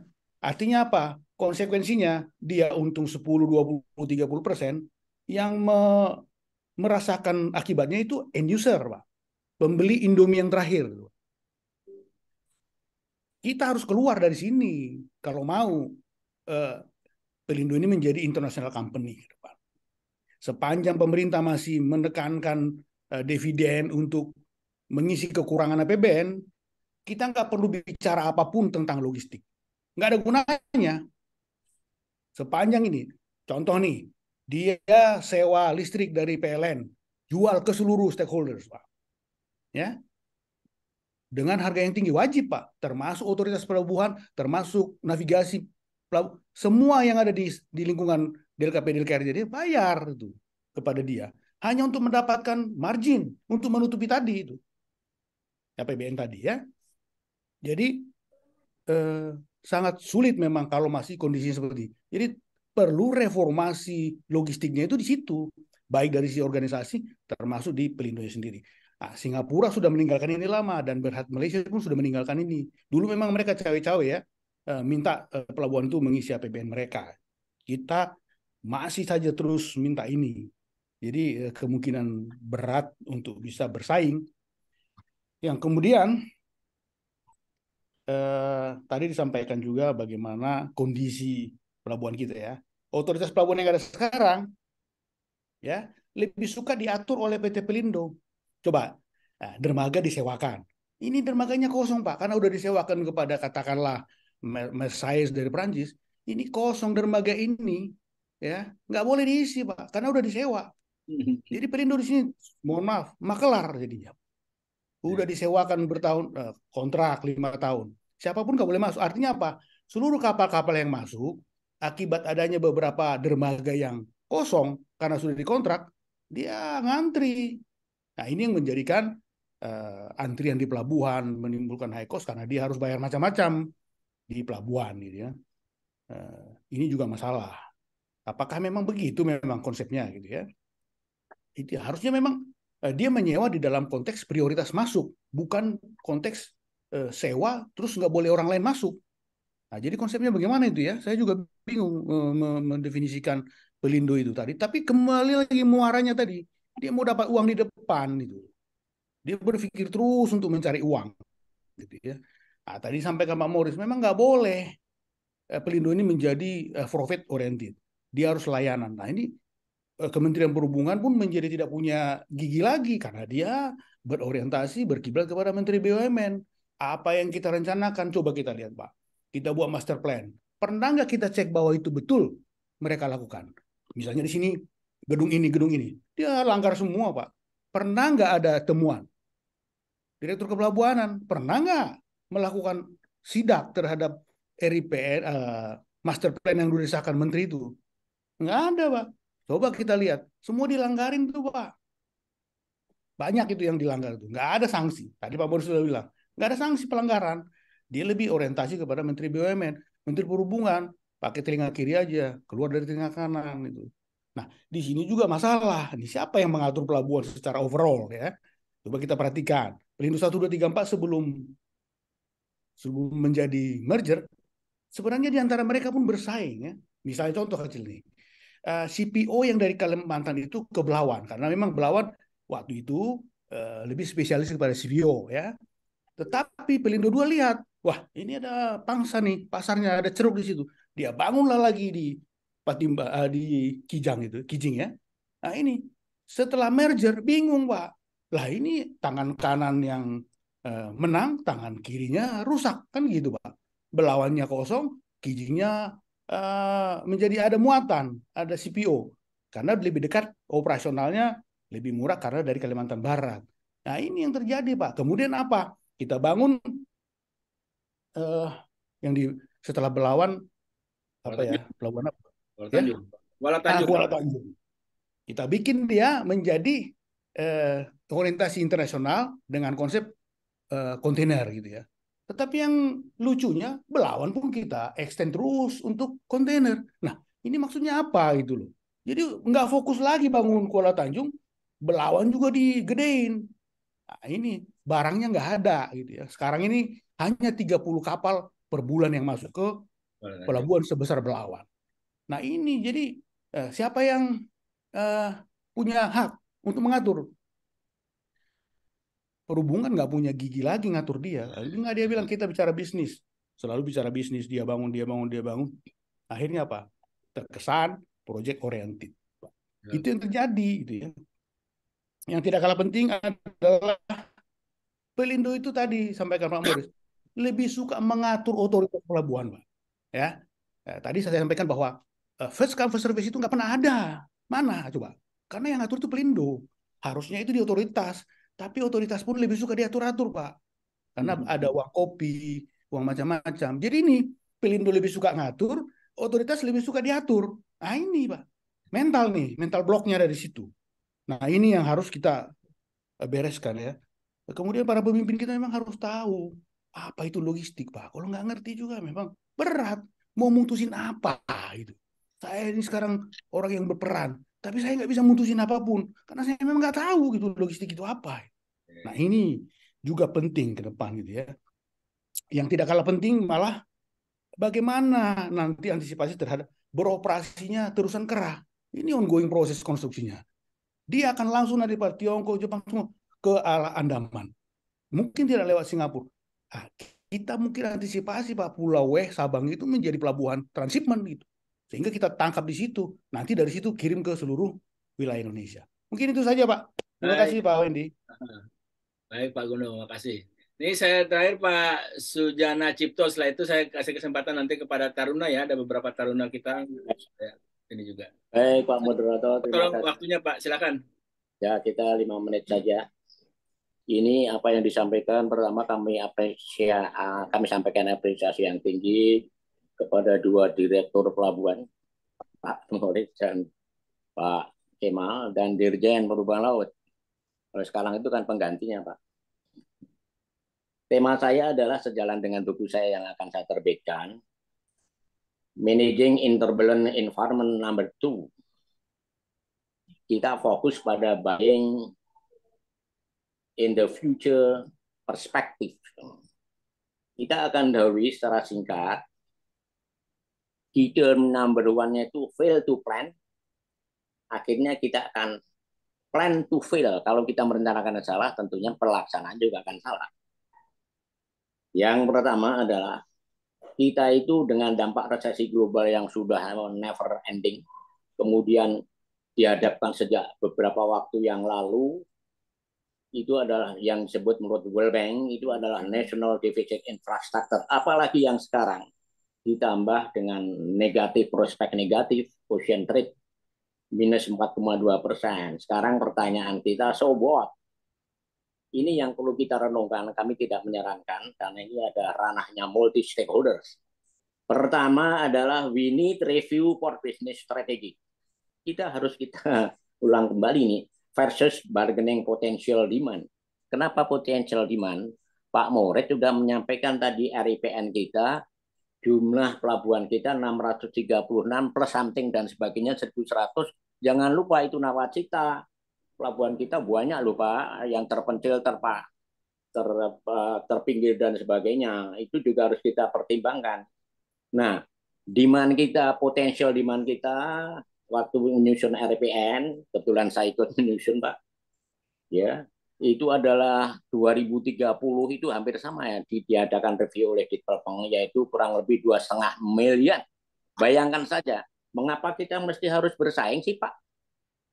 Biarin saja mereka bersaing. Makanya kami ingin mengadop yang disebut exit strateginya Pak Jokowi 2023, yaitu leapfrog strategy G20. Kita bikin loncatan, kita bikin blue ocean strategy. Manfaatkanlah apa yang ada kita berdayakan. Yang perlu kita pertimbangkan kembali adalah, ini sejalan dengan buku kami, yaitu Translog Outlook 2023, Beyond dan di luar itu. Yang pertama kita renungkan kembali, itu sangat bagus yang disebut leapfrog strateginya G20 Pak Jokowi versi 2023 plus roadmap poros maritim dunia versi 2022. Itu yang dari disebut ekonomi biru, blue ocean strategi ada di situ Pak. Jadi kita jangan terlalu pesimis lah, jangan terlalu menjadi komplain terus. Nah, yang berikutnya adalah framework of integrated and sustainable ocean transportation and logistics. Ini memang harus kita laksanakan dengan baik sepanjang kita ngikutin aturan-aturan yang ada. Di dalam RPN, Pak Kemal dan Pak Moritz apal betul itu yang disebut planning parameter. Planning parameter itu kita waktu itu udah bikin kita adopsi juga mengenai koridor ekonomi. Di situ waktu itu memang Patimban nggak ada. Patimban memang ya kalau itu ya fail to plan tadi ya. Kok kelihatan dipaksakan ya. Kemudian kita memang harus segera mereview National Port Policy, Integration of Seastra Prognas. Ini yang kami sampaikan Pak. Mudah-mudahan ini menjadi. Nah yang terakhir ini, tadi banyak beberapa pertanyaan, beberapa komentar. Pemerintah itu sudah memberikan mandatori kepada mergernya Pelindo. Ya, kami refer dari Pelindo menuju satu BUMN pelabuhan, itu mereka punya strategi bisnis yang ya for the time being saya kira juga oke Pak ya. Mereka tahun 2024 itu dia cita-citanya itu dia selain menjadi mandatori untuk terminal kontainer di Indonesia ini, dia prospeknya atau dia proyeksikan itu 16,7 juta TEU. Itu di bawah Busan. Saya kira itu Pak ya, saran Oke, kami hanya kita berpikir positif. Terima kasih. Assalamualaikum Pak. warahmatullahi wabarakatuh. Ini ada salam titip kepada sahabat saya, Pak Dirjen Darat, Pak Iskandar Abu Bakar, itu teman saya berenang, Pak. Kapan sudah 3 tahun nggak berenang, Pak? Baik, Pak. Baik, terima kasih. Baik, jadi gini Pak, Bapak-bapak yang lain ini kan waktunya juga ya, kita kasih kesempatan yang lain. Tapi ini Pak Sahar ini bisa dicatat ini, ternyata banyak bapak-bapak yang apa ya namanya berkenan untuk memberikan masukan-masukan gitu ya. Mungkin next time ini kita catat juga untuk bukan hanya mengomentari, tapi menjadi pengantar diskusi juga gitu loh Pak Sahar ya, supaya Iya, Pak. banyak hal yang tadi yang bisa disampaikan itu bisa lebih leluasa lah menyampaikannya kalau kita menjadi pemateri kurang lebih seperti itu. Saya kasih Pak Rasman Ginting, mohon maaf saya kasih ke Taruna dulu ya, ke adik-adik atau anak-anak kita dulu. Setelah itu baru kita kembalikan ke Rasman Ginting, kemudian kita kembalikan ke Pak Gunung ya kali ya. Pak Gunung lagi. Pak Baik, Mau, Pak. sorry. Baik, terima kasih. Sorry. Ya, Silakan Pak Taruna dulu Pak Rasman Ginting ya. ya, silakan Taruna ya, Baik, silakan. Pak. Ya, Taruna, siapa itu? Eh, Marcella, silakan Marcella. Siap, Bapak. Siap, Bapak. Selamat siang, Bapak. Ya, selamat siang silakan. Itu ya, cepat aja. Mohon izin, Bapak. Izin memperkenalkan diri, nama Taruni Muda Marcel Oktarini, Notar 2101216. Saya merupakan Taruni dari PTDI STTD, Bapak. Mohon izin, Bapak, izin bertanya kepada Bapak Maurits Sibarani. Saya berdomisili di Kota Palembang, Bapak, yang kebetulan pelabuhannya berada di Sungai Musi. Mohon penjelasannya, Bapak, apa saja yang perlu diperhatikan untuk perencanaan dan pengoperasian pelabuhan yang berada di sungai? Seperti pelabuhan yang ada di Bom Baru, yang ada di Kota Palembang, apakah cocok, Bapak, untuk menjadi angkutan laut internasional? Siap, terima kasih, Bapak. Ya, Kasih mantap. Marcella. Siapa lagi tuh? Ada siapa lagi? Saprilka, silakan Saprilka. Izin Bapak, Assalamualaikum warahmatullahi wabarakatuh. Selamat pagi Pak. Silakan Saprilka, silakan. Izin memperkenalkan diri, nama Taruna Muda Saprilka, Notar 22023 dari Politeknik Transportasi Darat Indonesia STTD Pak. Izin bertanya Bapak, pertanyaan ini ditujukan untuk Bapak Kemal Haryandi. Di dalam perencanaan pelabuhan laut dan pengoperasian laut ini kan izin Bapak, izin bertanya, dalam perencanaan pelabuhan laut dan pengoperasian laut ini seberapa besar faktor sarana dan prasarana transportasi lainnya Pak, seperti jalan, angkutan dan kereta api untuk menunjang keberhasilan dari pembangunan pelabuhan laut ini Pak. Mohon penjelasannya Bapak. Siap, terima kasih Bapak. Oke, makasih. Satu lagi siapa nih? Masih ada satu Pak lagi Pak. Ini siapa nih? Ahmad. Ridho Ali Pak. Baik, terima kasih ke bapak-bapak yang sudah memberikan materi yang sangat luar biasa pada pagi hari ini dan memberikan ilmu baru kepada saya terkait isu strategis di bidang kepelabuhan, Pak. Tadi saya juga mengutip ternyata ada yang namanya kejadian gunung es, di mana ada yang terlihat tapi lebih banyak yang tidak terlihat. Seperti yang terlihat hanya permasalahan terkait kinerja pelabuhan, namun justru banyak yang tidak terlihat terkait penyelenggaraan kepelabuhan. Yang menjadi daya tarik saya terhadap pertanyaan saya, Pak, bahwasanya sekarang ada, mungkin kita melihat di Pelabuhan Tanjung Priuk yang ramai dan juga termasuk kelas dunia, tapi ada beberapa pelabuhan besar lain di bawah Pelindo yang tidak seramai dan tidak berkelas seperti Pelabuhan Singapura dan juga pelabuhan yang di Malaysia yang berada di Selat Melaka. Mohon mungkin Pak, apa sebenarnya yang menjadi penyebab hal itu terjadi? Padahal jika dilihat, mungkin pelabuhan-pelabuhan kita juga termasuk ke dalam 23% jaringan pelayaran yang saling terhubung dalam jaringan LOB, dan juga mungkin memiliki investasi-investasi terkait ke pelabuhan, Pak. Mungkin mohon petunjuknya, Pak, dan juga bagaimana tanggapan Bapak terkait itu, Pak. Terima kasih, Pak. Ridho, oke, pertanyaannya bagus. Pak Maurits, sebelum saya kembalikan ke Pak Maurits dan Pak Kemal, ini satu lagi Pak Rasman Ginting, tapi karena kita tadi waktunya udah makin ini ya, banyak sekali yang menanggapi. Jadi mungkin kita hanya satu putaran, setelah itu nanti setelah Pak Rasman Ginting langsung nanti Pak Maurits dan Pak Kemal menjawab dan kita selesaikan setelah itu. Silakan Pak Rasman Ginting. Terima kasih Pak Wendy dan Bapak Ibu sekalian. Jadi dari pembicara sebelumnya sendiri saya menyimpulkan, saya menyepakati Pak ya, bahwa kinerja pelabuhan itu bagian dari kinerja logistik. Pertama. Kemudian yang kedua, bahwa kinerja pelabuhan bagian dari kinerja program pembangunan secara keseluruhan, baik tingkat nasional, provinsi maupun lokal. Dan itu sudah sesuai dengan amanah dari Undang-Undang Dasar 45 yang juga dirujuk dalam Undang-Undang Pelayaran.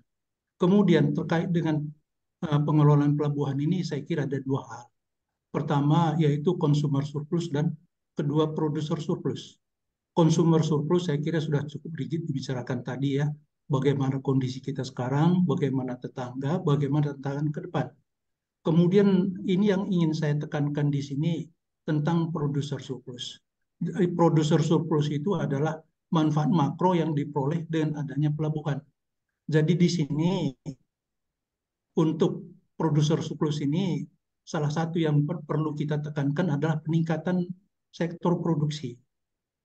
Karena kalau misalnya tidak ditingkatkan dengan peningkatan kinerja pelabuhan, ini kita akan terkena kepada dua hal, yaitu dampak lalu lintas dua arah. Jadi maksudnya dampak lalu lintas dua arah itu dengan baiknya transportasi. Misalnya apabila sektor pertanian tidak ditingkatkan, misalnya 1 hektar luas pertanian di tempat kita, 1 hektar luas pertanian di negara lain, tingkat produktivitasnya bisa 5 kali, maka kita tentu tidak ragu lagi bahwa hasil mereka akan masuk ke negara kita. Apalagi sekarang kita ini jumlah penduduknya 270 juta lebih.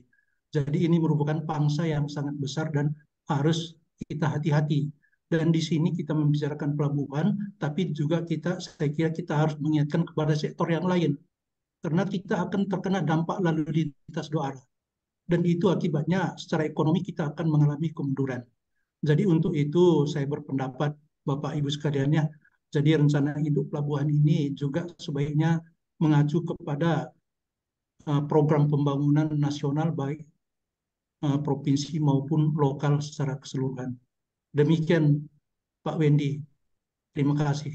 Terima kasih kepada Bapak Ibu semuanya. Terima kasih Wassalam. Pak Rasman Ginting. Pak Maurits dan Pak Kemal saya kembalikan sekaligus di respon kalau ada ini kebanyakan saya masukkan ya. Tapi sekaligus juga di wrap up. Pak Rasman Ginting terakhir tadi pertanyaan Pak Rasman Ginting. Saya kira gitu Pak Maurits, Pak Kemal, silakan. Iya. Pak Kemal dulu atau gimana Pak? Silakan Pak. Silakan Pak Maurits dulu lah. Iya, Karena banyak pertanyaan untuk Pak Maurits. Silakan Pak Maurits. Iya, baik. Makasih Pak masukan-masukannya. Memang nanti saya sampaikan ke teman-teman di perhubungan laut. Memang setiap zaman seperti saya katakan tadi Pak, mungkin permasalahannya berbeda dan juga sektor pelabuhan ini juga mungkin permasalahannya di setiap waktu akan berubah-ubah. Kalau dulu mungkin kita masih bicara pusat gitu ya, mungkin sekarang bicara hubungan antara regulator dengan operator gitu ya. Kemudian pengembangan dari sisi regulator juga tadi sudah disampaikan oleh Pak Gunung misalnya terkait dengan otoritas pelabuhan yang mau kemana kita ke depannya. Jadi memang sebenarnya tinggal kita tentukan saja kita maunya apa ke depannya. Baru kita susun ke belakangnya. Nah, jadi bukan karena ada sesuatu masalah sedikit, kemudian perubahannya menjadi hal yang kurang. Kemudian terkait dengan tadi sepakat bahwa kita mau melihat pelabuhan ini sebagai apa? Apakah ini sebagai entity bisnis atau sebagai infrastruktur publik yang saya katakan tadi.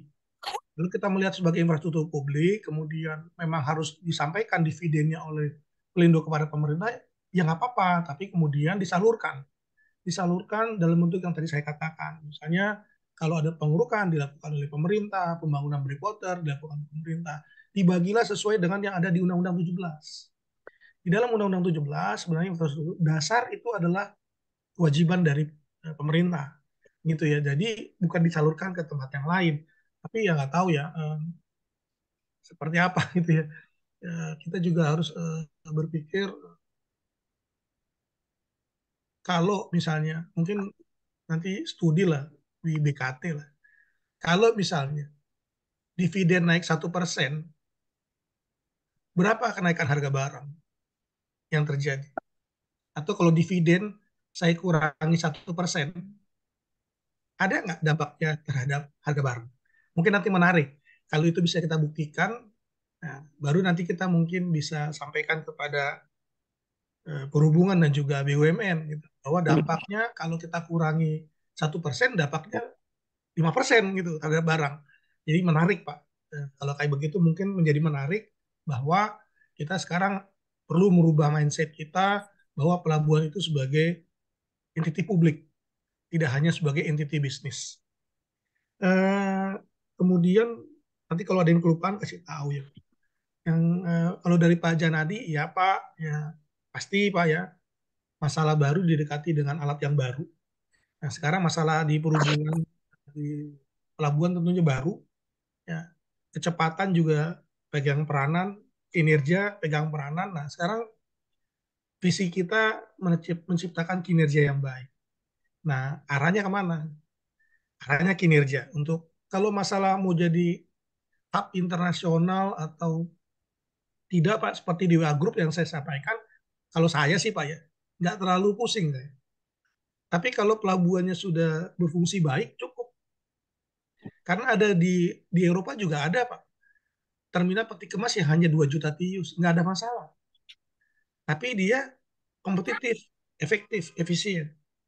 Ada yang seperti Rotterdam mungkin 18 jutaan. Efektif juga gitu. Besar kecil, dua-duanya bisa efektif. Dua-duanya bisa efektif. Jadi tergantung kita mau bikin jadi pelabuhan kita terbesar di seluruh dunia atau pelabuhan kita mencukupi untuk masyarakat kita. Kalau saya pilihannya buat masyarakat kita. Nggak usah kita bersaing dengan luar. Dari dulu Pak saya udah katakan. Kita nggak perlu bersaing dengan Singapura. Singapura punya cara sendiri, kita punya cara sendiri. Tetapi kalau pelabuhannya kita bisa menurunkan harga barang, efisien cukup. Ya, jadi nggak perlu kita pusing. Itu saya sepakat Pak. Kemudian dari adik-adik, dari muridnya Pak Sahar ya. Kalau untuk Palembang, pelabuhannya pelabuhan di sungai, ada keterbatasan dari kedalaman. Kalau kita keruk bisa aja, tetapi kemudian nanti harus dibandingkan biaya mengeruk, maintenance-nya setiap tahun dengan manfaatnya. Kalau masalah dia menjadi pelabuhan internasional, saya rasa sekarang juga sudah pelabuhan internasional. Tetapi kapal sebesar apa yang dilayani oleh Palembang, itu yang harus kita pikirkan. Setiap pelabuhan sama seperti setiap kota punya daya dukung berbeda-beda satu dengan yang lain. Dan pelabuhan di Palembang juga karena keterbatasannya, kedalamannya, pasang surutnya yang tinggi gitu ya. Nah, kemudian muatannya mungkin internasional tetapi tidak begitu banyak dan tidak begitu besar kapal yang ya. Kalau nanti detail mungkin kita bisa diskusi. Kemudian Tanjung Priok berkembang, kenapa pelabuhan lain nggak berkembang? Setiap pelabuhan tadi ada porsinya masing-masing, ada hierarkinya. Ada pelabuhan yang memang kita tetapkan sebagai pelabuhan utama, ada yang kita tetapkan sebagai pelabuhan pengumpul, ada yang kita tetapkan sebagai pelabuhan pengumpan regional dan tergantung cara pandang kita. Kita melihatnya apakah berdasarkan dari volumenya, makin besar makin baik, atau memang peruntukannya. Kalau pelabuhan pengumpan misalnya regional yang hanya kapalnya 5 meter LWS ya pasti barangnya nggak akan banyak. Ya, tetapi apakah kemudian misalnya frekuensinya lancar, kapalnya berjalan lancar, barangnya berjalan lancar dan sebagainya, berarti dia sudah memenuhi peran dan fungsi dia. Jadi memang peran dan fungsi dia hanya sebagai pelabuhan pengumpan lokal, bukan seperti Tanjung Priok, gitu ya. Mungkin sama juga, ada dua pelabuhan utama, misalnya Belawan dengan Tanjung Priok. Kenapa nggak sama besar misalnya? Ya kan? Kenapa nggak sama besar? Padahal sama-sama pelabuhan utama. Tanjung Priok mungkin dengan hampir 7 juta TEUs, sementara Belawan 1 juta TEUs. Ya, meskipun sama-sama utama, lagi-lagi nanti barangnya, kondisi pelabuhannya, Priok mungkin sekarang sudah minus 16, sementara Belawan mungkin masih 9-11 meter, kapal yang bisa masuk, dan sebagainya. Jadi, nggak bisa satu pelabuhan sama. Tinggal waktu kita membangun pelabuhan itu, kita pengennya pelabuhan ini sebagai apa. Nanti di dalam rencana induk masing-masing pelabuhan, sebenarnya sudah ada prediksi untuk masing-masing pelabuhan kargonya seperti apa. 5, 10, 20 tahun ke depan ada. Kalau itu tercapai, sebenarnya ya sudah 100%. Sudah oke. Yang masalah adalah apabila kita prediksi 1 juta yang datang 200.000. Nah, itu baru jadi masalah. Gitu ya. Jadi masing-masing pelabuhan kita harus melihat masing-masing rencana induknya. Kalau tercapai oke, tidak tercapai harus dicari apa penyebabnya. Begitu. Mungkin itu ya Pak, Bapak Ibu. Kalau ada yang kurang nanti tolong disampaikan lagi. Makasih. Terima kasih luar biasa Pak Morris. Terima kasih banyak Pak Morris. Terima kasih Pak. Pak Kemal, silakan Pak Kemal. Oke, baik. Terima kasih Pak Wendy. Saya tadi akan mengomentari apa yang disampaikan oleh Pak Gunung dan Saprilka Taruna STTD ya, mahasiswanya Pak Sahara. Pak Gunung, saya tuh sekarang sudah agak secure, Pak. Kenapa? Ya minimal ada Pak Gunung sebagai pejabat di BKT, Pak Gunung. Terima kasih Pak Gunung. Jadi ada Pak Gunung yang berpikiran ya benar terhadap tentang pelabuhan. Nah, mudah-mudahan ada lagi Pak Gunung yang lain di perhubungan. Karena ya memang Pak Maulid, saya sedikit agak berbeda pendapatnya dengan Bapak soal pelabuhan itu sebenarnya apa sih gitu.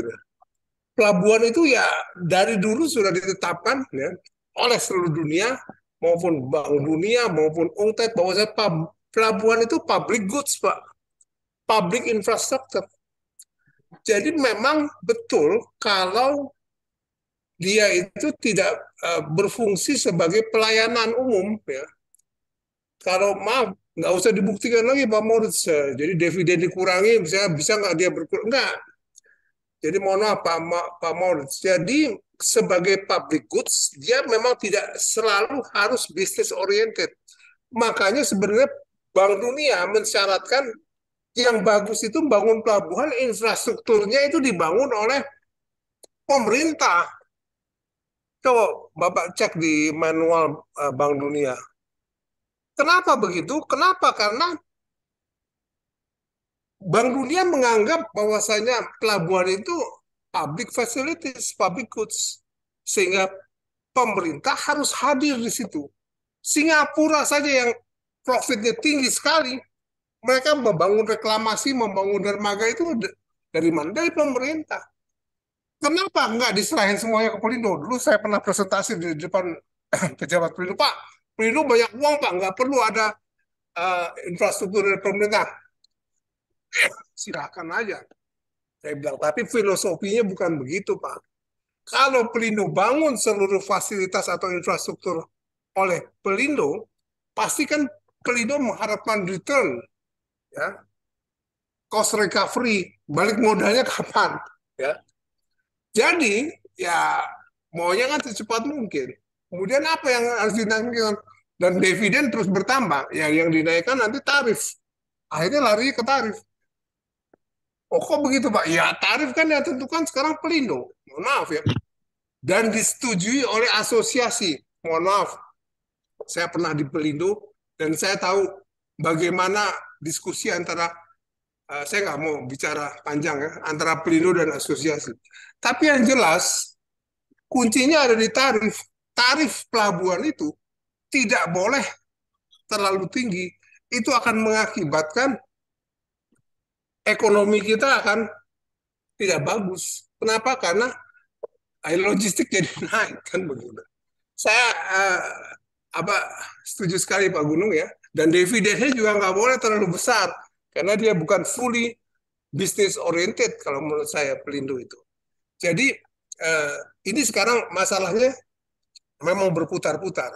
Tadi ada pertanyaan, loh, kenapa sekarang OP itu senang bantu Pelindo ya? Jadi ini kebalik-balik ini. Sekarang Pelindo yang ngatur OP, bukan OP yang mengatur Pelindo.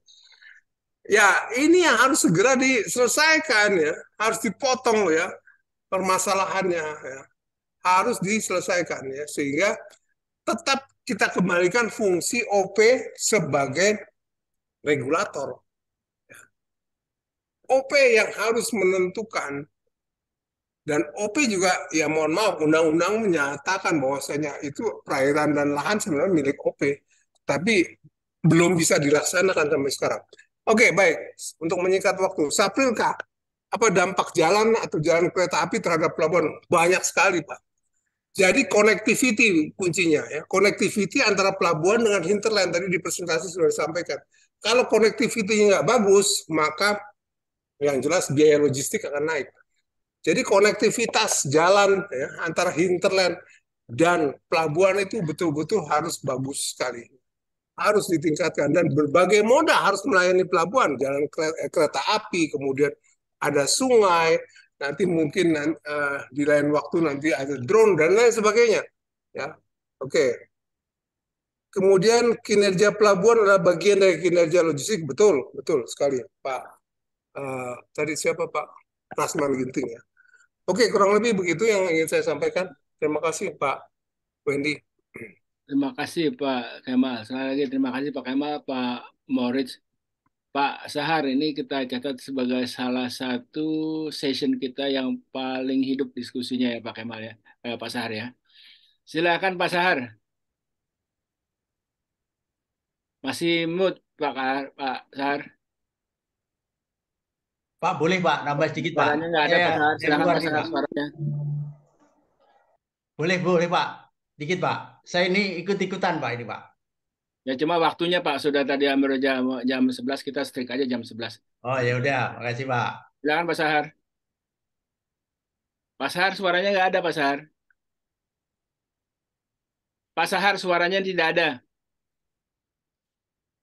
Terima kasih Pak Wendy.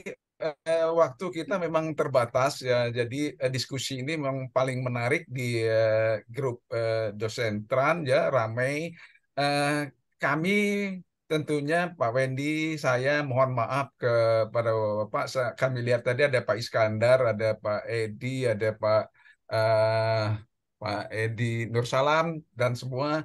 Pak Dedi juga ada Pak Dedi. Nanti Pak Dedi lupa maaf Pak Dedi Darmawan, mohon maaf jadi waktunya sangat terbatas ini, jadi kita sudah tidak terasa 2 jam Pak. Nanti kita lanjutkan di suara dosen Tran berikutnya dan di grup dosen Tran kita perpanjang lagi ya Pak ya, yang lebih banyak lagi. Terima kasih Pak Desmond, mohon maaf udah Desmond. Next ya Pak. Mohon demikian Pak Wendy, terima kasih. Wassalamualaikum warahmatullahi wabarakatuh. Waalaikumsalam warahmatullahi wabarakatuh. Saya juga mohon maaf tapi ini indikasi bahwa topik ini sebenarnya masih berlanjut nih ya, nggak selesai di sini. Iya, Pak Sahar. Bahkan mungkin kalau kita bisa, ya Pak Dedi ya, kita bisa offline ini mungkin lebih menarik lagi nih. Pokoknya topik yang banyak dicela itu pasti menarik. Banyak celaan. Pasti menarik. Paling basah Pak, paling basah. Saya mohon kita maaf foto dulu biasanya Pak, foto session Pak. Foto ya, foto ya. Iya, foto. Pak Wahyu, mohon maaf Pak Wahyu ya. Nanti kita lanjut lagi ya Pak Wahyu ya.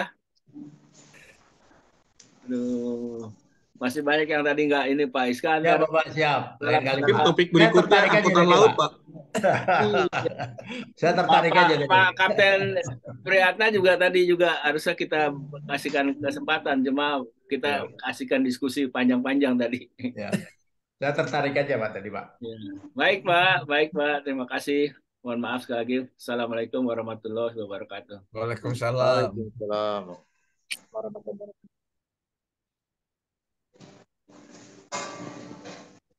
Izin, Liv. Izin, Liv, Pak. Terima kasih, Terima Pak kasih, Maulid. Bapak Ibu Pak sekalian. Maulid. Makasih, Terima Pak. kasih, Pak Makasih, Pak. Maulid.